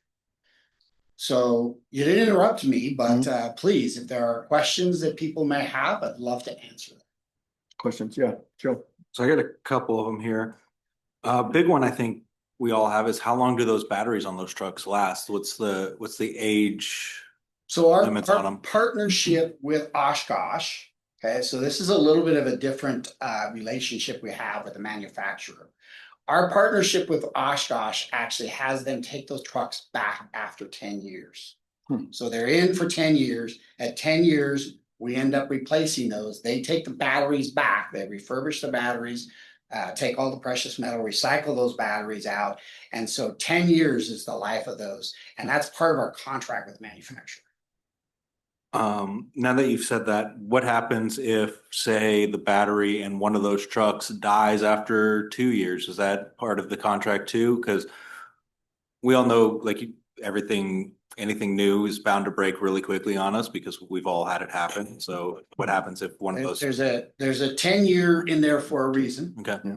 There's warranties associated with that. And our expectation is that, number one, we have the agreement with and I don't want to get into the specifics of the agreement with the manufacturer, but our commitment is to the community. So if there was something wrong with that, then the truck would be replaced. Okay. How many issues, looking at the list that you had of all the different cities, and gonna say you've had at least 50 trucks out there just as an option, you probably had more. I'm just No, we don't. Actually, that's one of the beauties of it, because I didn't kind of mention that. This is still relatively new. Mhm. We will have, we're close to 50 now. Okay. We'll have about 150. We hope to have 150, well, 150 will be deployed by the end of this year. And we have already put in an order for 26 for an additional 100. And our CEO is committed that he believes that by 2030, we will have enough partners that 50% of the new trucks that we will be buying will be EVs. Yeah. So how, comparatively to the, well, just like gas powered trucks that you have now, what is the comparison rate to issues you've had with the EVs? How much more time is an EV spent in a shop, or gas, vice versa, whatever it is? Yeah, they're comparable. Okay. They're pretty, the issue is the EV doesn't necessarily help you out with hydraulics. You don't have as many maintenance issues because you have no engine there. So when you start talking about what's it going to be like in year 3, 4, 5, we don't quite have that down yet, because even though we've been running since 2018, our experience is that once you get over some initial hiccups, which has with all trucks, and it's mostly around the hydraulics, that they might be down.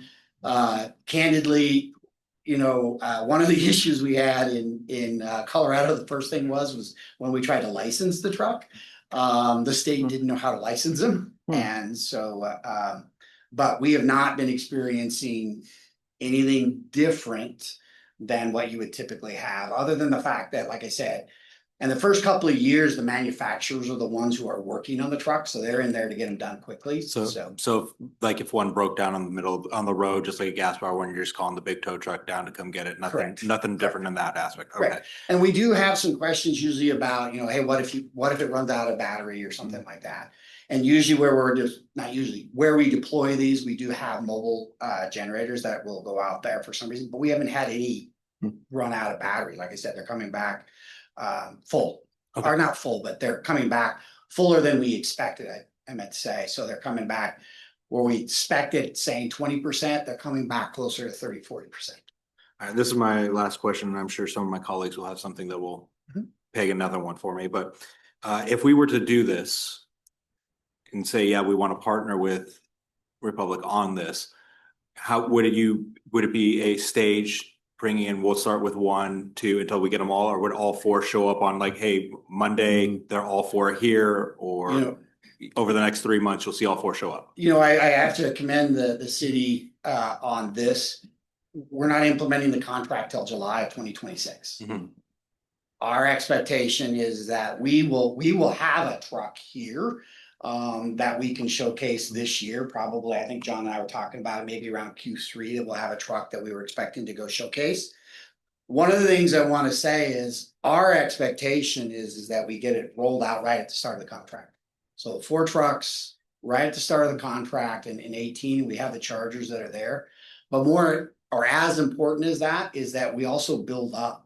This is something we want to be excited about. We believe the city should be excited about. So when that truck comes here, it's going to be in your parade. It's going to be parked out here for Covington Days. It's going to be parked out here for the Touch of Trucks to showcase those things. And we expect to have our national group talking about the merits of Covington being the first in the state. Thank you.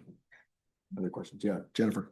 Yeah, I have a couple. One is, what are the other expenses associated with an electric truck rather than just the truck itself?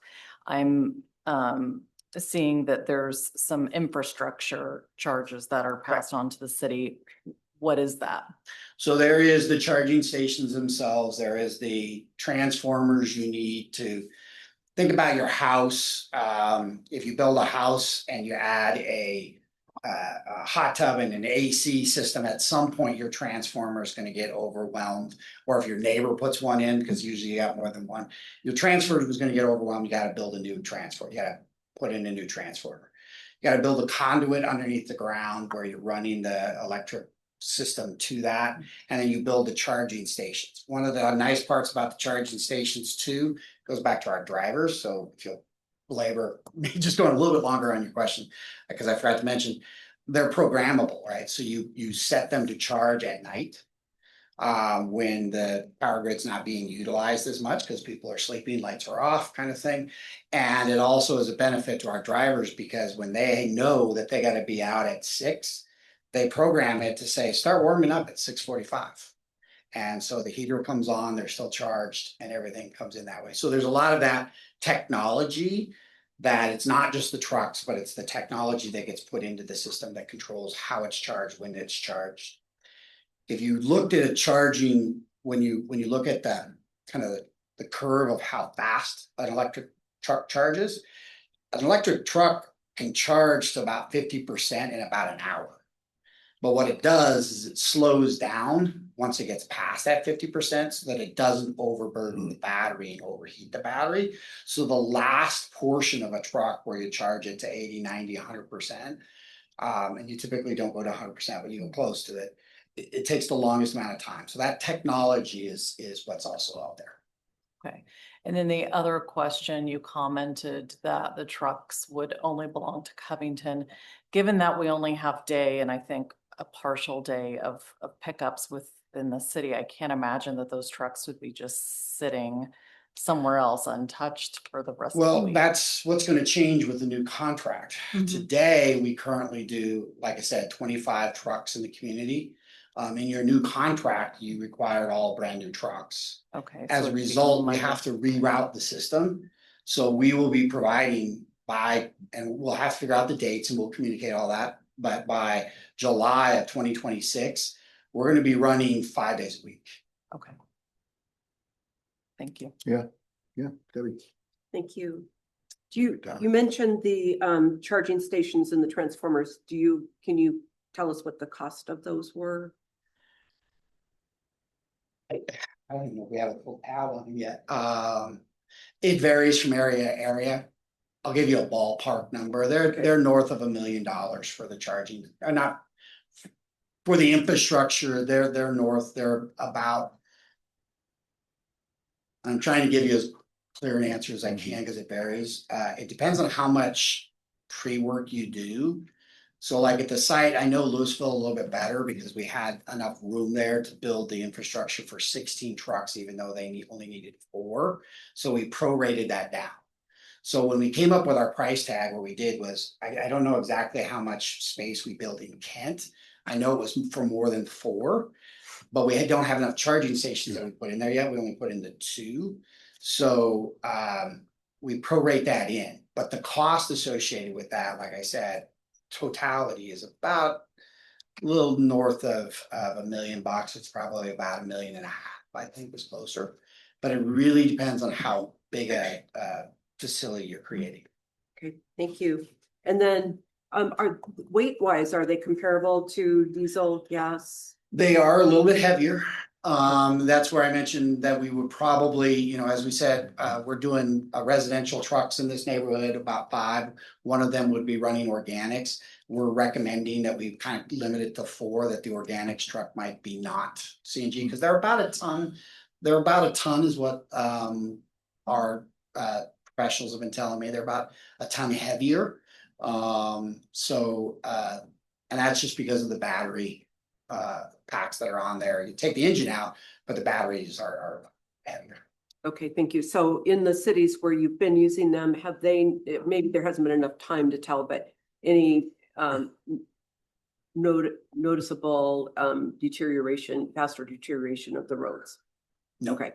No, we like I said, although we've been rolling them out, we're really because we got the truck is what it is, right? We were doing a lot of pilots with some of the other ones that we weren't as excited about. We got the truck that we're really excited about because it was integrated from the ground up. And so right now, and not that the other manufacturers aren't working this way, but right now we're really excited this.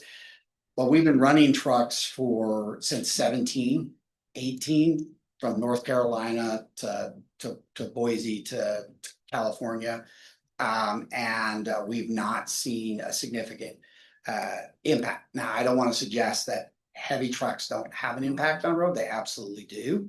But the ton is not, especially when you're running an organics truck that might significantly outweigh a recycling truck. There's not that much. Okay, thank you. You bet. Yep, Beth, and then, yep, first. okay, That's fine. Christina. Okay, thank you. One of the reasons that, by the way, thank you for this presentation. It was very informative. One of the reasons, well, the main reason Covington would even consider getting a truck like this would be for emission reduction. Correct me if I'm wrong. With these batteries, we know that they have a lifespan of 10 years or so. You mentioned that the manufacturer will take them back. Do you know what they do with those batteries? Yeah, they refurbish them, they recycle the parts, they refurbish them, so that's part of our agreement with the manufacturers. And so the idea is to take out all of the precious metals that they have, for sure. But the batteries do have the ability to also be refurbished and reutilized in future vehicles. So that was one of the design things that have kind of slowed it around. I think somebody mentioned, electric vehicles have been around for a long time, but they're right at that cusp now that they're able to utilize the batteries. All 100% of it? I won't say that because then I really will sound like a salesman, but it's my understanding that they, because the manufacturers are taking it back. And I can say, Republic Services acquired a company about 2 years ago called US Ecology. And US Ecology does the smaller battery recycling. And the federal government has a significant amount of grants out for the refurbishment and recycling of batteries, with the expectation that 100% of them would be refurbished and or utilized in other ways.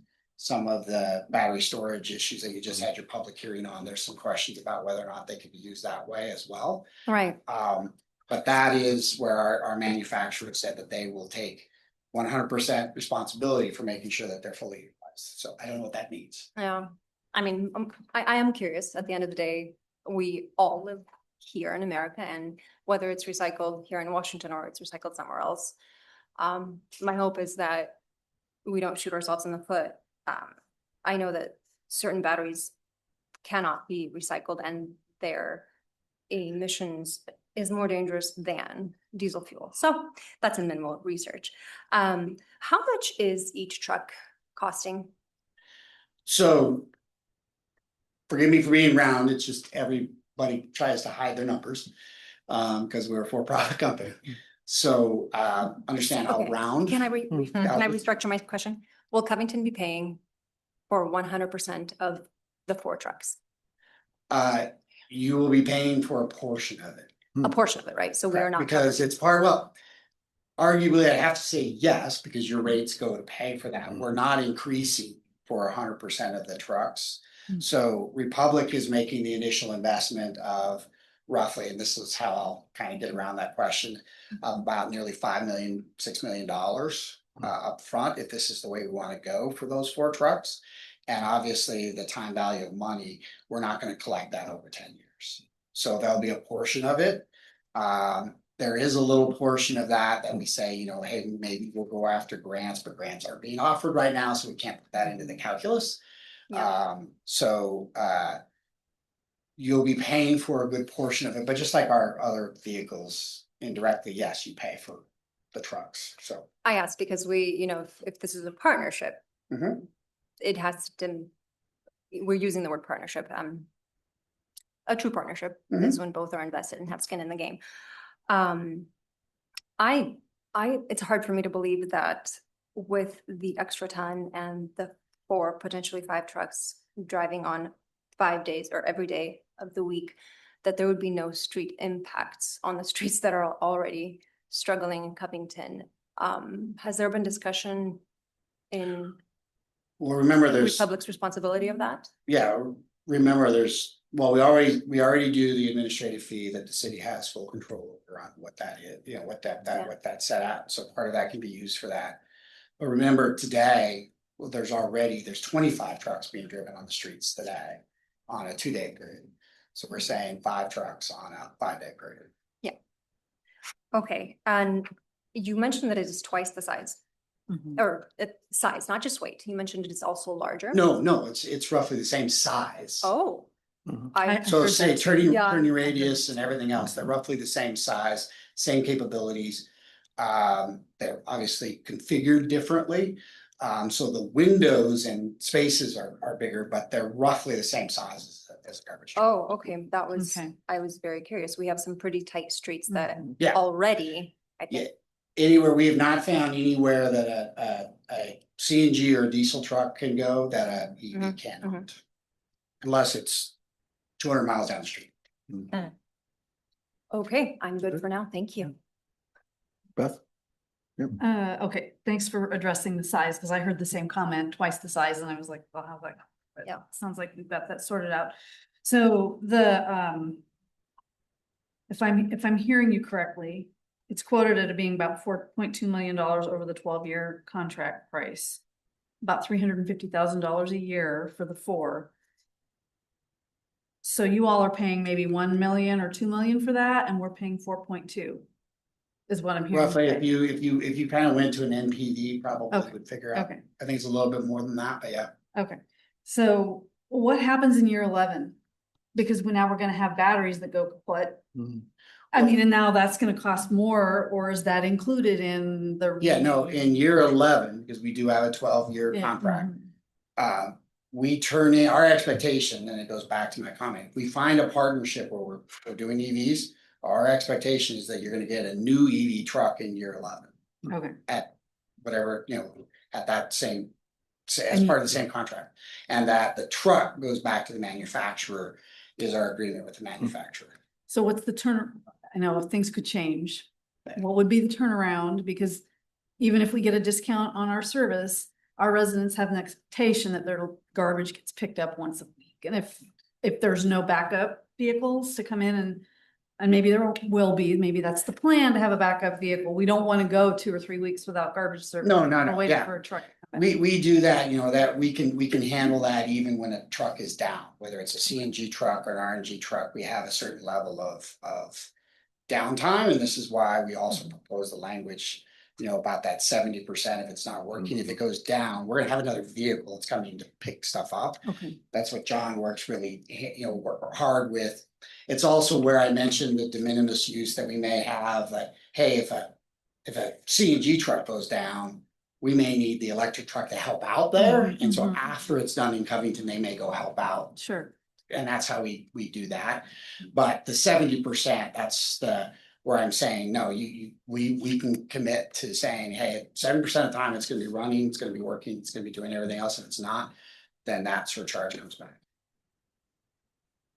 Or that Other portion of questions? surcharge comes. That's probably my. That's it? Okay.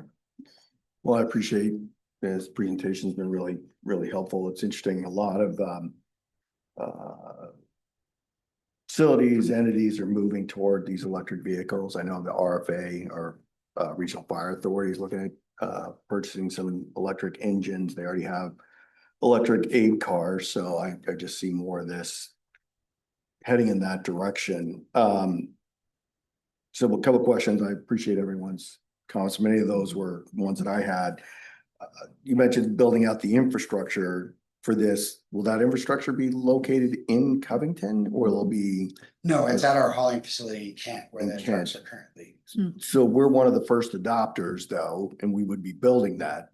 But I anticipate then, as others come in, they'd be using that infrastructure too, or would they need to expand that? It's one, if they were gonna use trucks in their area, it's one truck, one charger. Okay. So that's where when the costs are, it's not just about the trucks cost, it's about the charging. And you have one truck, one charger, that's dedicated to it, so we don't. So there's no efficiencies in the future. Yeah, there might be some efficiencies in terms of what the underground or the transformer side or whatever, but the charger is in addition to kind of the truck. That's kind of where the costs come in. So it's not just the truck, but it's a charger and kind of add those all together. Yeah, I anticipate if we go to this, changing the pickup dates. I mean, we've obviously done that in the past, but that's going to be a big education process. And something we'll have to be communicating well before that switch, that everyone's not getting their garbage picked up the same day. So that's gonna be. Absolutely, and that's something that was gonna happen no matter what, right? Because that's part of the contract where we were gonna go from the 25 to the 5 trucks. Yeah. Whether they were EV or not. Right. So you're absolutely correct. And that's something, Shelley, Don and our team are gonna be having to work on. And the idea there is to communicate that well in advance. Okay. Mentioned currently, we're using 25 trucks. We're gonna go down to 4. Does that have an impact on jobs? You have less drivers now? No, when I say, and understand, when I say 4 is for the residential portion, you still have 2. And the 25 truck, those drivers are going to other areas. Okay. And so it's not gonna have an impact on the number of drivers we need. We still need the same number of drivers. It's just, they'll all be here, 5 days a week versus we have 25 drivers, 25 trucks all in the community on 1.5 days a week. And then with commercial, and I'm saying 25, I think John's gonna correct me on that. I don't think it's 25 residential. Because I think it's 25 total with commercial. Commercial still gets, the services are more frequent. Yeah, okay. I don't have a thought I knew I was talking about snow days and things like that and how with. Yeah, I'll have to think about it, what the potential impact could be. From going from 2 dedicated days to 5. On scheduling, but I can't even think of what It would my. be fewer Well, residents yeah. impacted. Right, yeah, so. Yeah, on that regard, But would you be able to collect, thank you, so fewer residents would be impacted if we have a snow day. But we also have less capacity, so how would that work if, snowed out one day?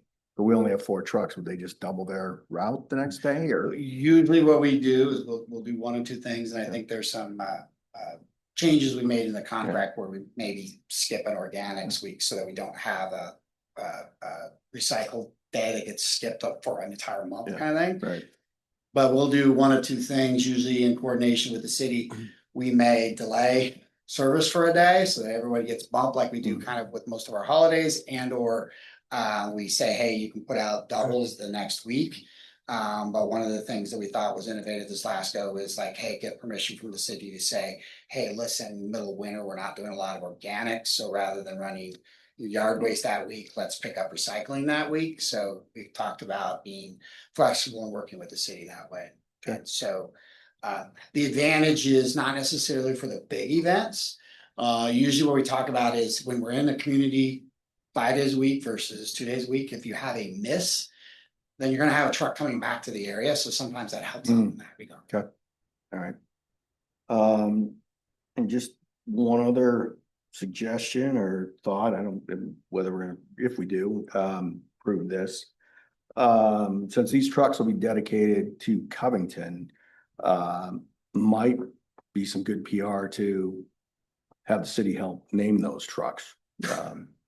Contest or something. I've seen others do that. And if there's a special branding we can get for Covington trucks, be kind of nice to see that. So anyway, just something to think about. So well, one of the things we do, and I don't know about, I think I might have taken it off because I wanted to make some room there, but we do talk about trying to and I think I mentioned it, but we bring our national team in to say, hey, how do we gear this up? So I can, at Louisville, I know we had almost every major newspaper in the state and every radio station and TV station come do interviews and things like that. And it's one of the advantages you get by being an early adopter. So we'd like to take advantage of that just as much as the city. Okay. Any other questions? No? Okay, I think that's, did you have another? Yeah, good. Then. Pardon my, the 4 trucks that would be residential. If a 5th truck came in to do commercial, we kept going 4, 5, 4, 5. I know it's written out as 4 for residential. What does our contract look like if the 5th truck enters? So if the city decided for commercial, this is what I'm saying is commercial is still like, we're hoping to get our first commercial Oshkosh by the end of this year. But if the city decided to say, hey, listen, we want to add a commercial truck, then we would sit down and say, hey, listen, how do we add those to Okay. that? I think there's definite flexibility in doing that. Right now, we just figured out that, hey, residential side load trucks that we have, those are the best ones. So let's talk about a price tag for 4. But, you could break that down and say, that's, don't quote me on the math, 65 cents or whatever, 66 cents per truck. If you wanted to add another one on that 5th truck because we had organics, new legislation started impacting the city, or we wanted to go to commercial, definitely amenable to bringing that into consideration. Yep. Anything else? No questions, Okay. I have comments, but. Yeah. Okay. Don, what are you looking for from us?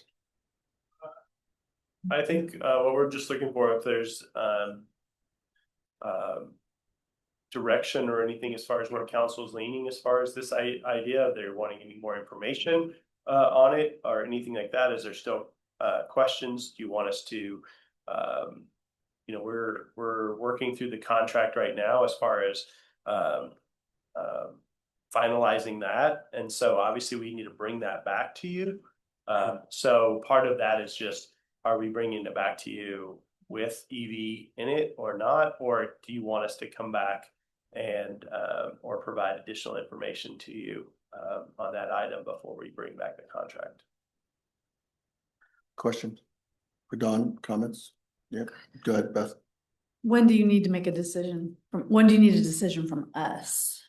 So, again, we talked about before is that lead time for trucks. So the desire has been that we have something in place. I think by June, I think is what we were hoping to have, so we can give these guys the go ahead at that time. So that has been kind of the goal for that year. Kind of lead time to get vehicles and things like that. Okay. Questions? Yeah, Debbie. Thank you. Well, I feel like we would need some time to look at the budget and figure out where we're going to come up with the $1 to $1.5 million for the charging stations and transformer. Is that so? What would come about that? That would just be there. So from the beginning, the revenue, the rates would increase. That it's about 6.7%. That would equate to about, from based on what Jim was showing on here, about $2.50 per household per month. So that whole piece is what the revenue that they have presented as being the total cost for the additional trucks, the infrastructure, that type of piece. That is the cost to the residents for that. okay? Well, thank you for clarifying, because I when I asked what the cost of that would be, I thought that was an additional cost, because I thought you said it didn't include. No, it does. Oh, it does. Okay, then I apologize. All right, so the cost to our residents would be an additional, the slide went down, $2.55 per month. $2.50. About $2.50 a month. $2.50 a month. Okay, and our residents we've not shared the new rates with them yet. There hasn't been anything as far as like publicly announcing the rates, as far as obviously public information, all of that kind of stuff. It can be out there as far as knowing what the bid was for the contract and all of that, but there hasn't been like a mass Campaign. So yeah. Okay, thank you. Anyone else? Christina. Here's what I would like to see. Our contract is being renewed. We just signed a new contract. There's a rate change for our residents already. And forgive me for not remembering this, but what I would like to see is the rate change for our residents from our current contract to our renewed contract. And then to see what the difference. Yeah, it's right It's there. in the packet. Yeah. Oh. Yeah. So we'll go to Thank you. 32.22. Start in the table. So ultimately it's it's not, I understand that this is with EV now, but it's more like a $6 increase for the residents, which Sure. is a greater than 20% increase with the EV. I don't know, but that's pretty significant. Well, I mean, if you just look across here, right? So it's about a 20, greater than 20% increase. Yeah. I just wanted to put that out there so everyone could see that number. That's pretty significant for in the current times. I mean, we just passed certain taxes. We see what's happening with inflation. I know it's a great thing, but I do want to point that out. And I'm not saying yay or nay, but just something to be on the board. Because it can be significant to some certain residents. And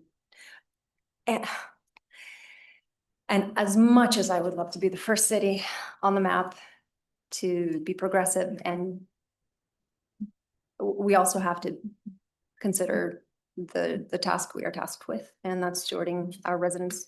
This is a big one that, you know, we make one decision, we push one button and everybody's affected, and the city doesn't even pay for it. And so I would just like for that to be considered. And just to, and you probably said this, but just to clarify, in that piece, you know, it's regardless of EV, it's going up, what, like Right. 13% or so. And then it would be the 6% on top of that to go to the. So it's almost double. That would be, technically would be a 50% increase above Sorry, the increase is doubled if we do the EV. So it increases by $3. Right. And then another $2.50, just about, but if we're playing with the numbers. Right. That. Thank you, Sean. So we've been talking about the rate increases for residential. And now looking at what it does to the commercial rates. I think we just figured a 44% increase for commercial. I don't, on our businesses, I don't know. I mean, a 4-yard dumpster, is that like each business uses one 4-yard dumpster, or is that? It varies. Depends on how many times they use it a week. Some can use 96 gallon containers, some can use 4 yards. It depends on the size of the business. Okay, so the rate, the 400 today's rate at $478. That's a weekly rate for a business? No, that's a monthly. Monthly rate for business. Okay, so their rate goes up a little over 200. Yeah. Yeah, a little over 200.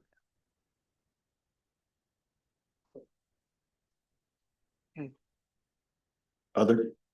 Yep, Beth? I think the biggest concern that I have is the wear and tear on roads. I know we're talking about how our roads are in deteriorating condition and we're trying to So let me mitigate that. So I'd like to see some more information that made me. Well, realize that, again, as Jim had said, whether you're going into a neighborhood and hitting them all at once, or you're basically spreading that, you're still hitting them the same roads, the same amount. The heavier the truck, there's still weight limits on a truck. They can't increase, it's governed that they can't increase the weight above the weight limit restrictions. So that's the reason why there's some limits. By having a truck that's heavier, they're actually having less ability to carry as much weight because the truck actually weighs more. So the cap is still the same because it's regulated by I want to say federal highways, but that's not the right one, DOT. And so those are, you know, keeping that in mind, they can't overload or overweight their trucks. Because I was just looking at the comment in the blue sheet that said they weigh about 1 ton more. And they could reach the weight limit on yard waste routes and may cause additional wear and tear on roads. I mean, so like, I know I get what you're saying, like the total weight can't exceed such, so whether it's they carry less. And there would be, that aspect would be the having to do the additional trips if you can't carry enough. And that goes back probably to what Jim was saying, is that would one of those be like the CNG or something along those lines? Organics, that's why we were proposing it may not be. You know, of the 5 trucks, maybe organics truck is not RNG because it's the heaviest truck that we have because of the material inside the truck, because it's wet and it'll hit those loads faster than most other material. So is there an option to have 1 CNG and 3 EV? I don't know if that makes sense. Well, that's what we're proposing. We're proposing 4 and 1. Oh, 4 and 1. Okay, I see what you're saying. The other one is commercial. I thought one was commercial dedicated. No, we only, have, but- technically for the city, we use, the plan is 4, 1, and I think this is in your memo. It might be. But it's 4, 1, and 2, I believe is what we have. For commercial, and we're saying commercial, we're not ready for. The 1 organics is what we're proposing. We're saying 4 for the primarily for the MS garbage and for the recycle. Okay, thanks for Okay. that. So what direction do we want to give Don? Thoughts, where are people? Yes, well, do. Ease the start down here and see, are you for adding the electric vehicles to the contract? Joe? I'm for it because I do think we should be doing everything we can to make the environment better, but my worry is that with the added weight and the road repairs that we already can't afford, are they going to damage our roads? That's my worry. But I also know that we have a responsibility as a people to make sure that we're leaving something better for the future generations. So I'm for it, but I, again, still have worries. And I think I'll always have those worries, and I think if we don't have them, then there's something wrong with us. Jennifer? I am surprisingly not for it based on the recent contract increase. I'm doing math. I'm a math girl. I can't stomach. I already know the residents are getting an increase going up from 13% to 23%. And then for our apartments and commercial, 29%. And then up to 44. I mean, I feel like if I asked these people for their opinion, they would say it's too much too soon. Okay. Debbie? Thank you. Well, I feel very similar to Jennifer. While I believe that we should be doing what we can for the environment, I do worry about our road conditions. It's an unknown. They may not be that much heavier. Well, they're heavier. They're a ton heavier. They're still within the legal limits, but not knowing what it's going to do impact the roads. I really worry about our businesses. They've been hit with a B&O tax in the last year. We've got a lot of small businesses, and $200 a month is a large amount. I would say no at this point. Beth? Going from our current contract to the new one with EV would be $6 more a month for our residents. And I think that while the percentages are a lot, when you work the numbers out, if we're going to do it, doing it at once might make more sense so that we're not maybe going back later and renegotiating for adding EV. I am concerned about the commercial rate though, because that is a lot for our businesses, and they're already under quite a bit of pressure with all the other things that we have going on. So I would be okay with the residential. If we went that route, I do have concerns, just like everything, and the road maintenance is the big one. But I would be all right considering it. Just to clarify on that, the cost, it's not as if you can take like the residential without the commercial piece, because the commercial is sharing part of the cost for the EV piece. Okay, So okay, you well. you could reduce the commercial rate, but it would just increase the residential rate.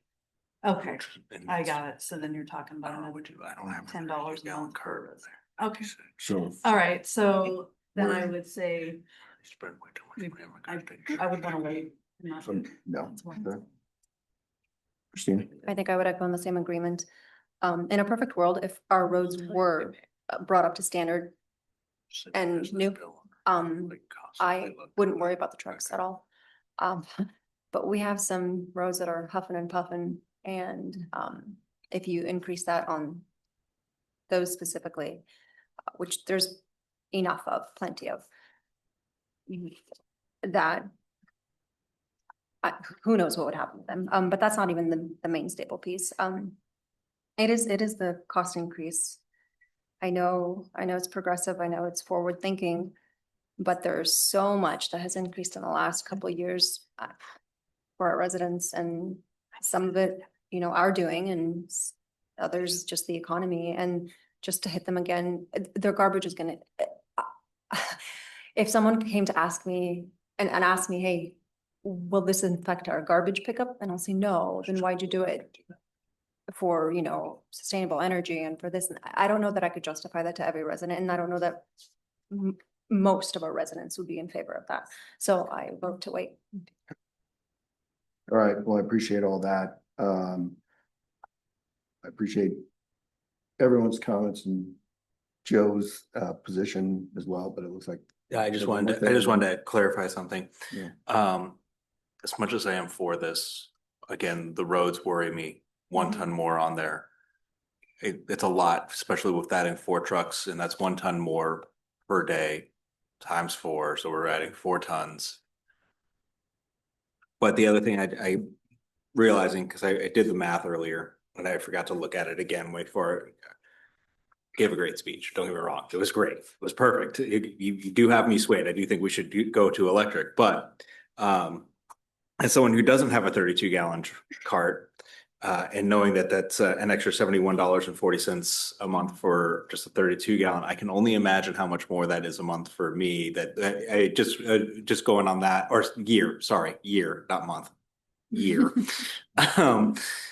It's been a very long day. I've talked to a lot of students today. I'm done talking, but the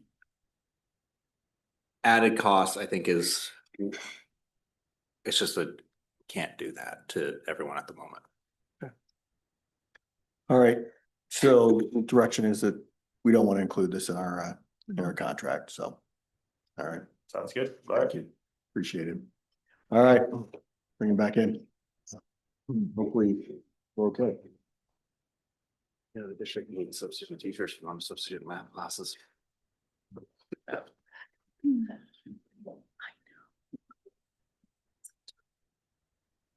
So did you fall asleep back there? Good to see you. How was your nap? You guys didn't want me back. Yeah, we laughed. Yeah, we went out the other door. Listening in. All right, well, thank you. Let's see, that brings us to new business item number 3. Consider an ordinance establishing new special event permit requirements, regulations, and enforcement procedures. Selena. Okay, moving on to special events. This ordinance tonight repeals and replaces the city's current special events code, just to address legal compliance and to align with our current administrative processes. So as you saw in the blue sheet, in 2023, WCIA audited the city. We had an audit finding that our special events permitting process wasn't compliant with 3 main issues. And we have to address these by the end of this month, or they're going to charge us a penalty. So that's why we have it here before you tonight. While this update was originally a lower priority, the audit finding and compliance deadlines required it to be elevated. So just a summary of these findings, and hopefully you had a chance to kind of look. If you looked at the original code, it's really sparse. There's not a whole lot going on there. And then the new code is very robust. We've been working on this, since the fall with our Friends in Parks, because they technically run this program. We just hadn't really codified the intersection of how this works in our code. And then also, community development has been using the temporary use permit process for special events. And so this really gives us an opportunity to have a clear delineating line. So temporary use permits are more related to like temporary action that has to do with the underlying zoning, not an event like the use of a park or otherwise. So, and then on top of that, we had the findings from the audit, which were one, requiring liability insurance. I would argue that we had it in there. They just, a different section of code. We have to give deference to the political and religious activities, and then really just explicitly outlining the First and 14th Amendment rights. That was really what drove this change. And then we thought, if we're going to touch it, let's just do it right. So the main changes in the code reflect this delineated of special events. It's a more structured process. So if someone comes in now, they can follow the code and understand what they have to do. It obviously addresses WCIA's requirements. It gives us a code enforcement tool, which we didn't have before. And then it really just aligns roles and responsibilities, internal kind of back of house between what community development's doing and what Parks is responsible for. So that administrative alignment is a big key part of this. And so once this, if the council chooses to move this forward, then obviously we'll meet that WCIA deadline, and then staff will be doing some follow-up kind of internal work around, you know, making sure our special events applications are up to date, that we've got our fees are aligned, and that there is going to be some follow-on work in Title 18, but because that is a legislative process that requires the Planning Commission, we'll lump that work in some future code updates. It's not pertinent to this. It's just cross references and things like that. So I did that really quick. So if there's any questions, I can take those. Don't have any questions? No. All right. Then before us, thank you, Selena. Before us is the option to pass an ordinance repealing and placing chapter 12.40 on the Covington Municipal Code to establish new special event permit requirements, regulations, and enforcement procedures. Is there a motion to approve? So moved. Second. Been moved and seconded. Beth, would you like to speak to your motion? We need to be legal. We need to be legit. So it makes sense to make sure we're dotting our i's and crossing our t's. Aside from the fee, fine. Do it the right way. Thank you, Beth. Debbie, would you like to speak to your second? Thank you. Let's be compliant and save nearly $5,200. Is there anybody else wishing to speak for or against the motion? Right, it's been moved and seconded to pass an ordinance repealing and placing chapter 12.40 of the Covington Municipal Code to establish new special event permit requirements and regulations and enforcement procedures. All those in favor state aye. Aye. Any opposed? Motion passes. Thank you. Next is new item number 4, middle housing requirements under House Bill 1110 of 2023, code amendments and setback considerations. Selena. You can just give me one moment here while I share my screen. I do have a quick slide deck to walk through this. See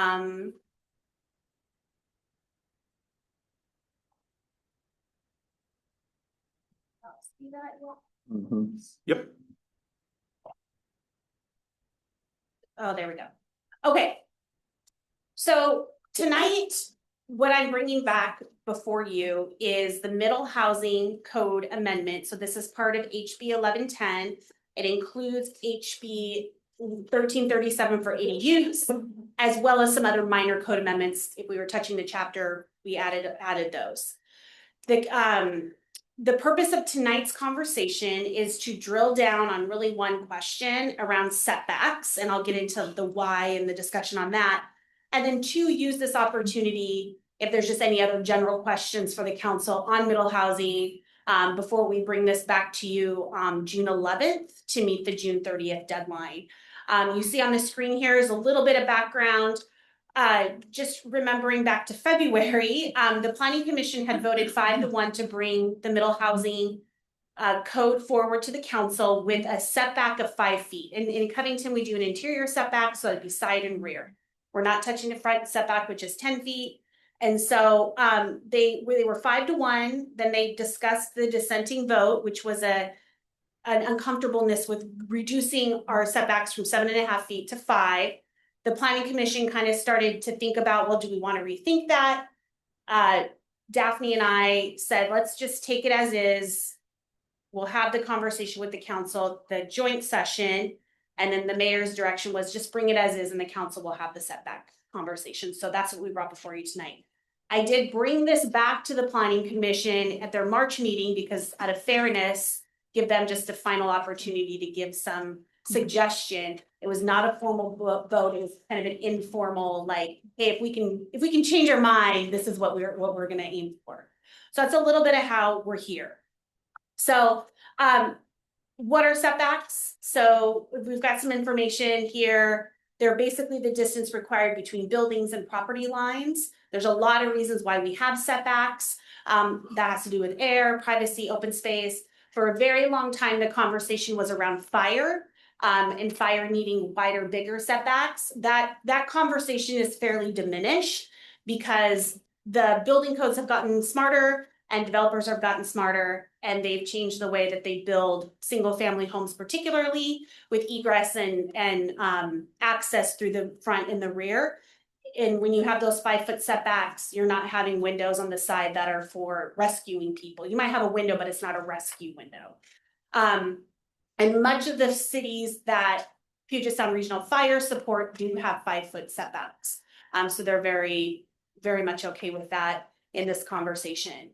How we got to the 5-foot setback is interesting. One is Commerce put out the middle housing guidance, and in there they recommended that cities should have 5-foot setbacks for middle housing. And middle housing cannot be treated any differently than you would single family. So what that does is it mirrors single family residential development the exact same way that you would regulate anything that's an attached house or multiplex in the residential zones. So in our residential zones, you can have multiplexes, attached housing, or stacked flats. And so what you do for one, you do for all. Okay, so we've kind of got to think about that. And they can't be more restrictive. So when we went back to the plan, and right now in Covington, we have the 7.5 interior setback. So whether you're coming in for a multiplex, a townhome, a single family, you're applying the 7.5 foot setback. The Planning Commission, when we went back to them in March, we provided those 3 options that we had talked about at the joint session. So one, option A was retain the 7.5 foot interior. That was kind of their informal preference. If they got to revote, they would have voted for that. Option B was to reduce the interior setback to 5. That has been a master builder's request since I came back in 2022. I did offer them the ability to come and speak tonight, to give me some data, to write a letter. That did not occur. And so whatever decision comes out of tonight, I will tell you that it would be my recommendation we now take that off our work plan, as that decision would be made through adoption of middle housing. The third option would be to reduce the side yard setbacks to 5, but then create a rear setback. And maybe that stays at 7.5. So, and that's what a lot of other cities do. They have a front, a rear, and a side. Some cities have interior. They have a front and an interior, which is side and rear. All of these are viable options. I'm going to pause there before I move on. Is there any quick questions? Any questions for Selena so far?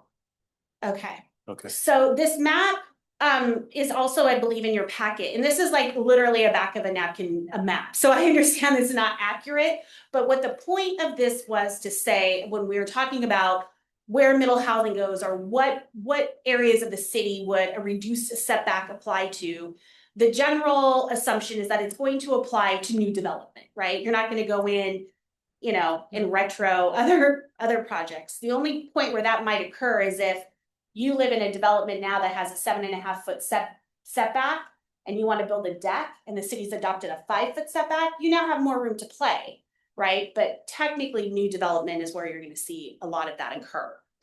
And what this map does is kind of a heat map that shows you really where development and redevelopment is left to occur in Covington. That's not to say in some of these neighborhoods you couldn't tear down a single family home or put up a triplex or something, but just general back and napkin, this is really what's left.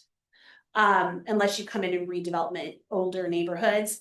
Downtown has its own regulations, and Lake Point has its own regulations too, which is 5 foot interior setbacks. So through their development agreement, they negotiated 5 feet. So that is what applies at Lake Point and Maple Hills Division 5. So just kind of a heat map, just to give you a little sense of what's left. And I could break this down more into more detail about sewer access, public access. I mean, this map could get more finite. One thing that I do want to touch on fairly quickly, and I think that you understand this, is that density and setbacks are a relationship. They're codependent. And the reason why I wanted to share this is that sometimes when we talk about setbacks, you know, the first thing that comes in is, well, they're just going to squeeze more houses in, right? They're gonna get less setbacks and they're gonna squeeze more in. Yes, and they still have the same amount of density allowed in that area, right? And I'll get to this in the next slide. So there's a relationship here. When we talk about density, that's the number of units you can have on your property based on the size. Setbacks are the form and function control, right? So you start to say, well, where is the building going to be placed? How is the yard going to be? What's the privacy distances? And these setback regulations will determine the level of flexibility a developer has, right? So they can do, if you have a smaller setback, like a 5 foot, they can build wider homes, right? Because that frontage lot is generally 30 feet. That's an industry standard. Very rarely will you see anything different than that. Their average lot sizes are anywhere from 4,000 to 4,500 square feet. And then they're putting their home in that envelope. And I'll show you on the next slide. So when we start to think about middle housing, right, we've got townhomes, narrower, we've got potentially stacked flats. We've got 2 units on a single family lot potential under the new regulations. So I just want to help kind of understand that it doesn't mean that they're going to get more units necessarily if you reduce the setbacks. It's the form and function of what those units look like based on the density. So I'll give you a good example of this because we actually have an example of this now. So these are 2 projects, both in the R8 zone, okay? Jenkins Cove is the one that's next to Home Depot in front of the school that just came down. It is 2.25 acres. Based on the R8 zone mathematical equation, 8 times their acre, right? So R8 times 2.25, they get 18 units out there, right?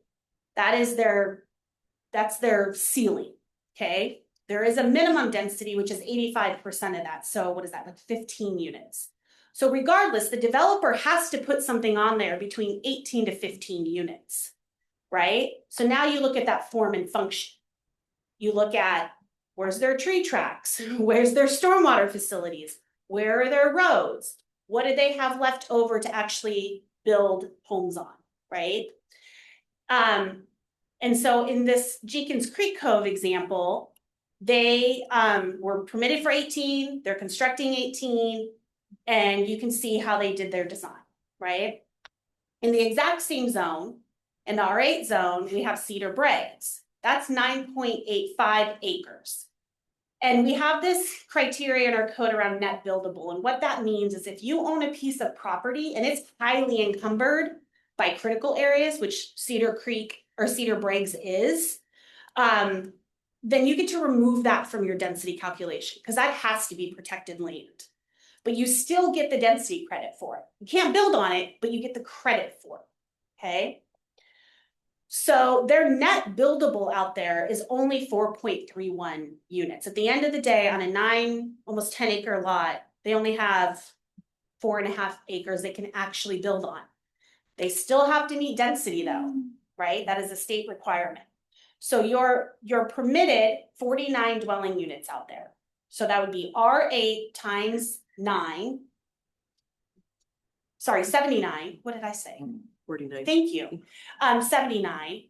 They're constructing 55, and their minimum is 85% of the 79 minus all this other stuff. It's a mathematical equation. I won't bore you with it, but trust me. So they have to build out there anywhere between 29 dwelling units or 79 dwelling units on the 4.5 acres they have. So they were able to fit 55 dwelling units out there by doing attached townhome developments, right? So it changes both zones have these maximums. And if you were to go out to the townhome site and say, well, we're gonna give you 5-foot setbacks, that's not gonna change their total number they're allowed. It might change how they design it. It might change how they envelope them, but it's not going to give them more, okay? Is there any questions on this? I feel like I'm talking really fast, So, yeah, Yeah. so if that's the case, and not that I don't believe you. Yeah. Then why push on cities to decrease to 5 Yeah. when it is more aesthetically pleasing? We do prefer a bigger lot. Why have this whole conversation at all then? Yeah. So the 5 feet gives you more buildable area, okay? So if you have, and I did the math, like I don't have it up, I have the thing up with. So instead of a 2,500 square foot home, you could actually build a Exactly. 3,500. So it's bigger houses. is It could basically be a what- wider, Yeah. I should say bigger, I should say wider house. It would be a wider house. Now that's if we're just thinking single family residential, right? Now you have to say, well, they could put townhomes there. And now these townhomes have to be skinnier, right? Or they could put a plex, right? And so it shores up the amount of space they get. And while it doesn't seem like that much, that additional 5 feet that they would get in total matters to the builder side, right? It allows them that flexibility. It gives them more to play with. And I'll get to this in another slide too. There's a lot of layers that go into what they have to show on their plans before they even think about where their houses are going. So I'll talk about that in a second. Did that answer the question? Yes. Okay.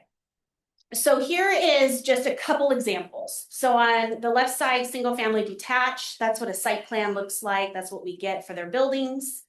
You can see the 7.5 foot, that narrower buildable area. Then we have the Cedar Breaks project. So these are single family attached. They're multiplexes. So there's some groups of 4, some groups of 3. And in here, when you have multiplexes, you have what's called zero lot line because they're attached. So those attachments are 0. But on each end of the grouping, they would be 7.5 feet. So in this example, 31 through 38 is a group. But when you go to 28 to 27, there's 7.5 feet there between them. So now there's 15 feet between those 2 groupings of homes. And the developer would argue, well, if I could go to 5, maybe I'm setting these back differently. Maybe I'm making wider units. Maybe there's other requirements I have that will give me a little bit more space to play with, right? This alternative option here, I want to show because I think it's a good example of, we often think about housing linear, like streetwise, but as we start to see middle housing happen, plus certain parking regulations, you might actually see homes be stacked. So on a long, narrow lot, you might have 4 townhomes. They're not facing the street, they're like facing inward to each other. So in this example, their front doors face across from each other.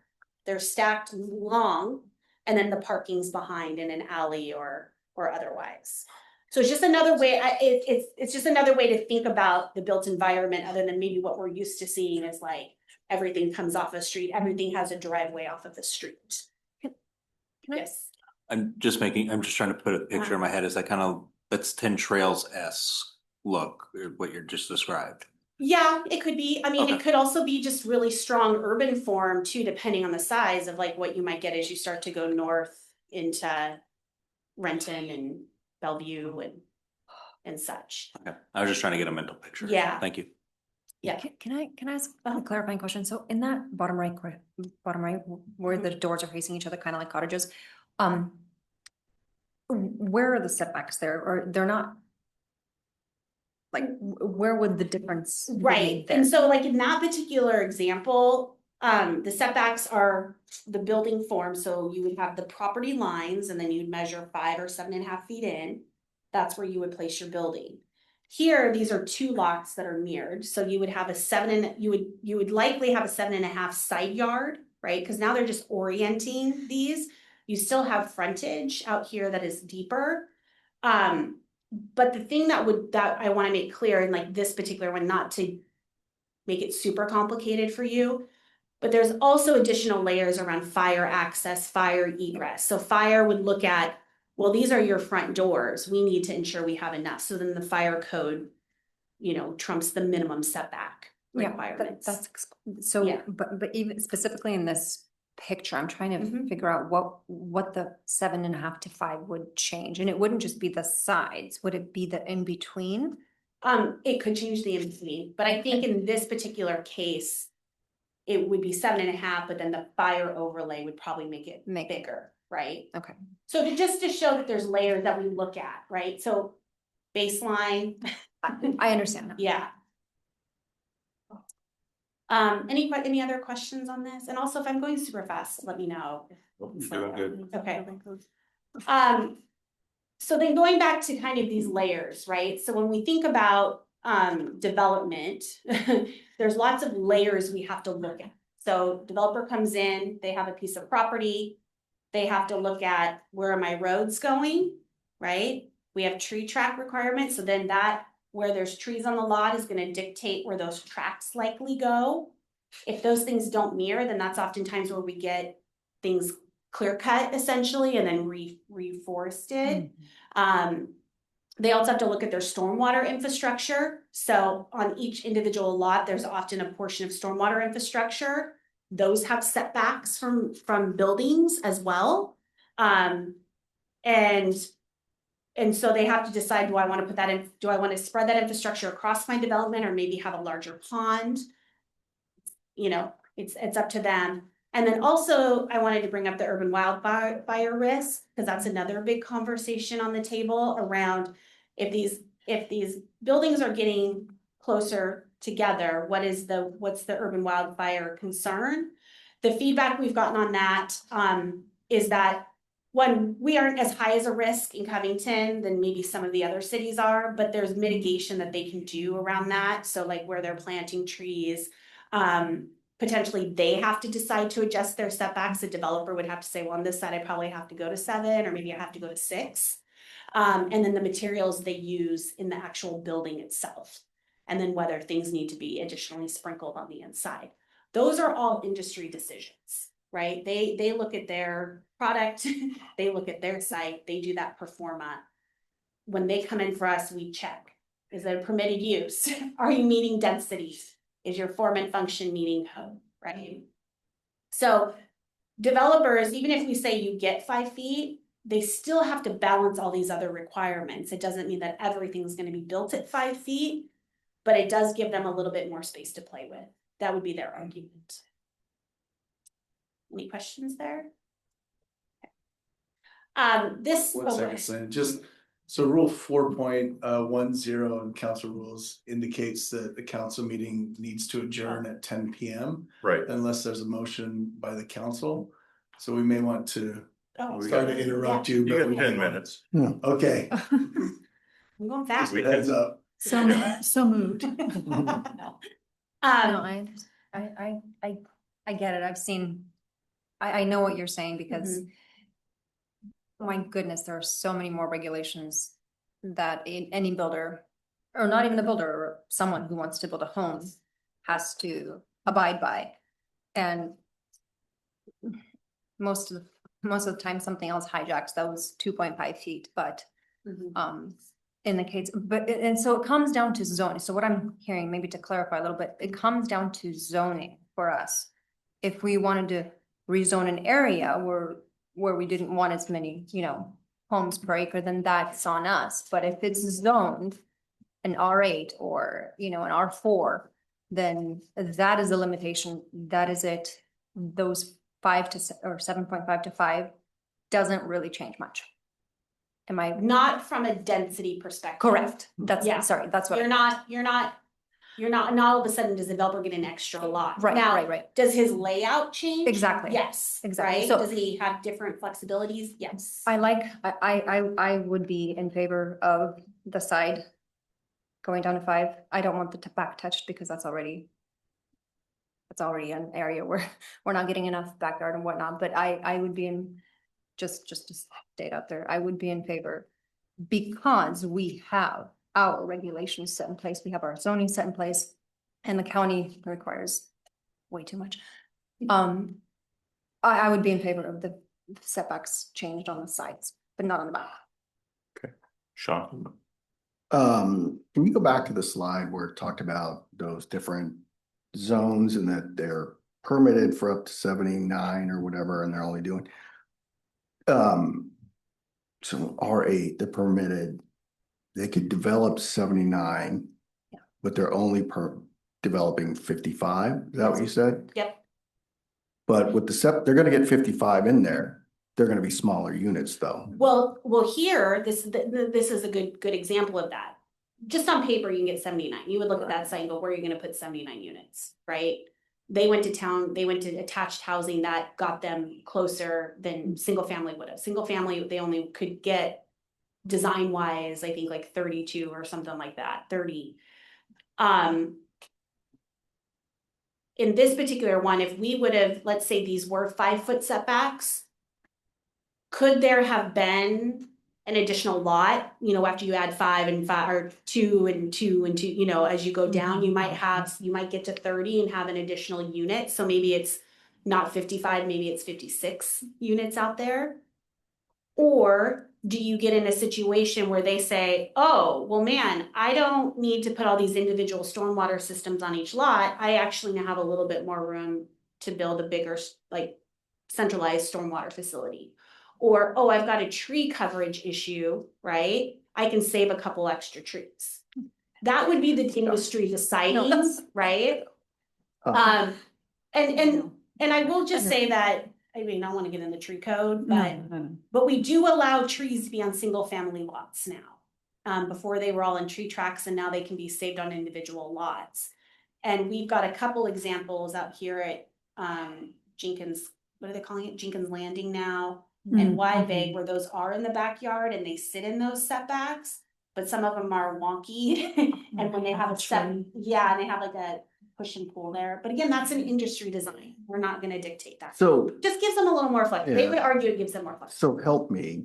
So R8, technically they're zoned in this instance to build 79 units. Right. They don't have to build 79 units. Yeah, well, no, I guess what I'm saying is, even though they're authorized to build 8 per whatever acre, they can build 1 if they wanted to. No, 85%. so what's the density they have to get to then? 85%. They 85? 85%. Okay, so 85, so that's the number we should be shooting for and saying, how do they get to 85% in the current setbacks? If they can do that, I'm with Jennifer. I don't see the need for this. I don't understand, other than, and again, if someone can explain it to me, they want to build bigger houses. That's basically it. And that's not an affordable house. So I don't get it. Yeah. I'm sorry. I'm tired of it coming back. I know. I get it. No, That's the builders that bring it back to No, us. I know, And they I'm don't not wanna angry pay at them. for it. I know. They we want had us this to do it. conversation, and I hear Yeah. that, but it just keeps coming back, and I'm tired of it coming back. Beth? I'm just gonna say, I know we need to Yeah. extend our meeting. Okay, so- Because we've got other. So let's, looking at what's left on here with council staff comments and everything, I'm looking to extend the meeting to 10:30. So moved. Second. Okay, Sorry. all those in favor say aye. Aye. Aye. Okay, Sorry. it's been moved to, no, that's fine. I was watching the clock but it's fine. I don't know what I'm doing, so we're good. So, were you done, Sean? Yeah, I'm done. Okay, Joe? We've been talking about 5-foot setbacks, 7.5-foot setbacks since I got on the council 12 years ago. I'm sure it's been even longer than that for Jeff. He's probably been talking about it since 1972. But, and the only reason we're talking about it now in the middle housing is because eventually the state's going to tell us 5 feet. Eventually. And it's either we do that now, or the state says, do it. And if you don't do it, you owe this. And we don't want to owe this, because whenever the state tells us to do something and we don't do it, there's penalties. And that's either we don't get grants, we don't get X, we don't get Y, whatever it is. So it's either we wait for the state to regulate it or we do it now.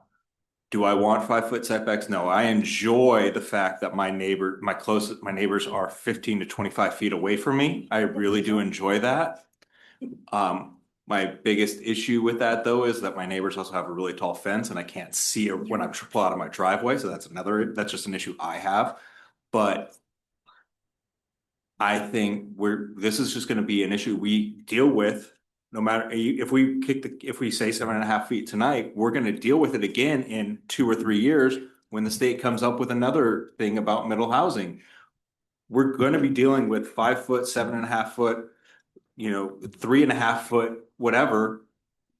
Okay. Forever. So before I go on with comments, is council ready to take one of these 3 options? Can we decide on that right now to move on, or do we want to continue discussing? Okay. I would. Well, I would move to keep the 7.5 foot setback. Yeah, I second that. I second, yeah. I third. Okay, so is there consensus? Yeah. Yeah. So, Done. No, because the state's That's all. so, less than 2 years. Can we make? so may I finish? So if council decides to leave things as is, because it keeps coming back to us because of something else. And at the point when the state decides what, and if they want something, then at that time, they'll tell us what needs to be done and we don't need to continue studying it. Yeah. Okay. Exactly. So is there council consensus? Because there's not we don't need to vote on it. We just need council consensus. I heard option A, just retaining as is. What do we have? Is all those in favor of option A?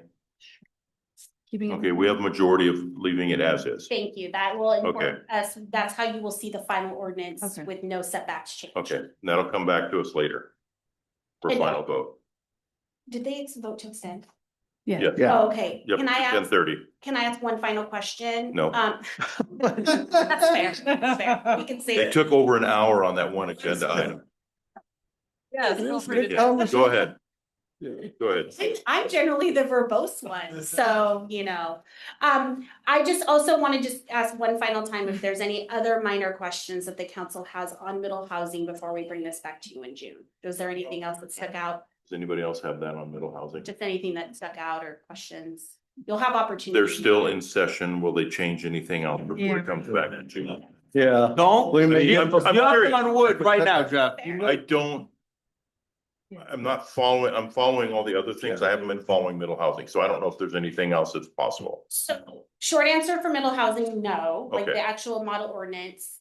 The add-ons, we'll call them, are oversight of housing regulations that Okay, to the point, but we can do that when they tell us, Yeah. right? And then the other only layer that you don't see here that we're gonna come back with is there's a parking law from 2023 that we haven't implemented. We're pretty compliant with it, so I'm not worried about it. And I will say in that same breath, the parking law that was on the docket this year around minimum requirements, I think it just got moved to cities with 30,000 or more. So we have skated through that one. So what you'll see moving forward in the months after we get this out is all the like cleanup work we have to do in our code because we've pushed and pulled. So Okay. that's short answer, Mayor, is no. okay. Yeah. Thank you. All right, anything else on this topic? All right, thank you, Selena. Thank you, everybody. That concludes our new business, and so looking at future agenda, next meeting is May 13th. Please note that we do have a special meeting at 6 o'clock with a joint study session with the Covington Economic Development Council and the Covington Chamber of Commerce Board. And then our council meeting starts at 7 with other items on there coming up. Moving into council staff comments, we'll start with Chief. I have no comments today. Thank you. I can't see, is Ethan on? I'm here. Nothing from me tonight. Okay, thank you, Ethan. Don? Nothing tonight. Thank you. Thank you, Don. Selena? I have nothing for you either. Thank you. Thank you. Is Mark on? Oh, Casey, sorry, I missed you, Casey. Nothing for me tonight. Thank you.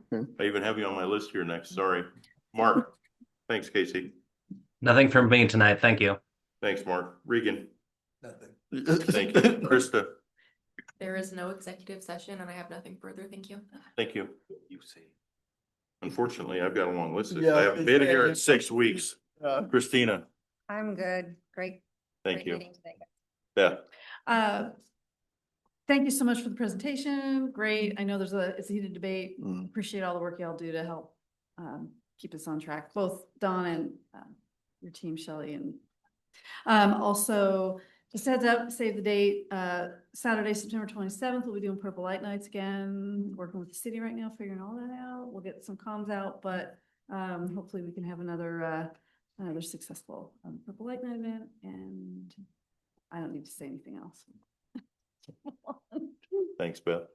Sean, Quickly, had the RFA meeting. The big thing that came out of that is the Wildland Urban Interface Town Hall meeting is May 14th at Lake Wilderness. I think it starts at 6, but I'll double check that. So all are welcome. We're going to talk about things individuals and communities can do to better protect their property, but also what resources the community has to bring to these potential future fires.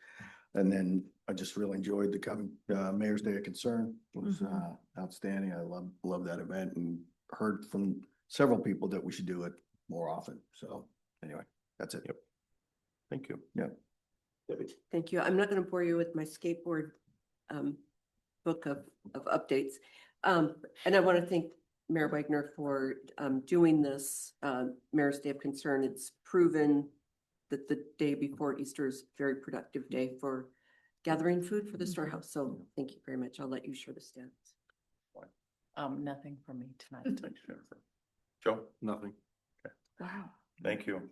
I won't go through my whole list, but first I want to thank everybody, not just council, but Regan and our entire community who came together for the food drive. I didn't write the numbers down, but it was over 3,500 pounds and over close to $1,500 in cash was raised. So that was outstanding. Like 6 hours, right? In 6 hours Yeah, time. that's But incredible. what was nice is that Fred Meyer for the first time signed on to be involved. Love that. So we had, and Stephanie DeLeon Lawson with the storehouse was able to get a lot of volunteers to staff all 3 locations, both doors at Fred Meyer. The front, Dollar Tree, and then both doors at Safeway, and both businesses allowed me to make PA announcements. Do we know how it compared to last year? I meant Much to take more. that back. Much Last year we did, I think, 2,300. Yeah. Wow. Yeah. Wow. It's Great. The best one that we've done was back in COVID when we did the drive-through. That was 10,000 pounds, $10,000. But it was from 8 a.m. until like 6 p.m. Yeah, it was all day. Because I was out there all day and it was backed up out onto Wax Road, people driving through to drop off. Chamber after hours, May will be at Ristretto's. I have not been here, so I know that we shared at the chamber auction. Regan received the Jeff Wagner Community Volunteer Award, so thank you, Regan, for all your service and everything you've done for Covington. It was an honor giving you that award. Storehouse Open House, that was a very good event. Daddy-daughter event, Fred Meyer Easter egg hunt. I'm sorry you weren't able to come and join, but the store was packed. 5,000 eggs were hidden in the store for kids to find. And there was over 100 kids there. And the kids did not want to share the eggs when they found them. Yeah. So But then we get 50 each. Arbor Day is this Friday. Debbie and I will be at Jenkins Creek Elementary to kick that off. Republic Services for Earth Day, or today is Earth Day, but on Saturday, they are partnering with 3R Technology to do a electronic recycling event. So it's free of charge. It's on the website, and it's down at 3R Technology in downtown Kent, or in the industrial area off of 212th, right behind Puget Sound Fire headquarters. Yeah. And it'll be a drive-through event. And that's Saturday? And that's this Saturday. And I'll send, or I gave the information to Shelley, so maybe, Krista can share it with council. Multi-care, and I'll make sure these are the last two. Multi-care is asking for us to support their health system on a proposal in response to King County's crisis care request for proposals. And they're asking for a letter of support from the community member from me, and I wanted to cover that with you. I'm in full support of them moving forward with crisis care centers. And just wanted to make sure that you all knew I was going to sign a letter in support of that, for that, yes. Would this be one of the King County crisis? Okay, so it's Multi-Care wants to host that in their building. Yes. Oh, okay. Or they might want to build a separate one. They're just going off a proposal to be able to do that with King County. Yeah, And it's, yeah, it is through King County, the same. Yep. Good. Yep. So I just wanted to make sure that you're all aware that I'm going to sign that letter. Next is, all this stuff came up today. SCA on the board of directors, since Deshaun Quinn was a Tukwila City Council member and was appointed to fill the remainder of the term for King County Council position number 5. So it leaves an open spot on the South Caucus members on the board. So South Caucus is the cities of Auburn, Burien, Covington, which Regan represents us as city manager. Des Moines is Mayor Buxton. Then there's Federal Way. City of Kent, Mayor Ralph represents. There's Maple Valley, Normandy Park. Mayor Pavone of Renton represents SeaTac and Tukwila. So we need to fill one position from the cities that do not currently have a representative. So people are applying for that. They're looking for a voting representative from each city of South County of South Caucus to be able to vote on May 13th at noon. And I'm happy to sit in unless somebody else would rather do that as a virtual event. So I trust you. Yeah. Okay. You're good. All right. I'm happy to do that. Mhm. So Krista, if you don't mind sending that in, I'll be the voting delegate. Okay. I won't cover any of this else. So that's enough. Again, thank everybody for everything, our volunteers of the year. Thank you, council, because you're all volunteers as well. Well, you kind of get paid for it, but you put in more hours than what you're representative for. And thank you to all the staff for everything they do. And thank you to all of our community, especially for the food drive. With that, we'll move into our second public comment period. Speakers will state their name, organization, and whether they are a Covington resident. Comments are directed to city council, not the audience or staff. Comments are to be related to city business. Comments are not intended for conversation or debate and are limited to 4 minutes per speaker. With that, is there anybody in the audience wishing to address council? James, welcome. And by the way, I have to say publicly, when I went and spoke to that 3rd grade class, that young lady who was very eloquent and could speak about the best was outstanding. So Thank you. Whoever her dad is. Yeah. We try to hide the scary stuff from her, but yeah. All right, so it's late, so I just want to say thank you for extending the moratorium. I could talk about a lot of stuff, but thank you. And thank you for reading my emails and being concerned. That's it. And thank you for sending those emails because I do read them. Yep. So thank you. Appreciate that. Yeah. Is there anybody else in the audience? Anybody online wishing to address council? Oh, they just left. All right. That concludes our public comment period. We do not have an executive session. This council meeting is adjourned at 10:12. Thank you.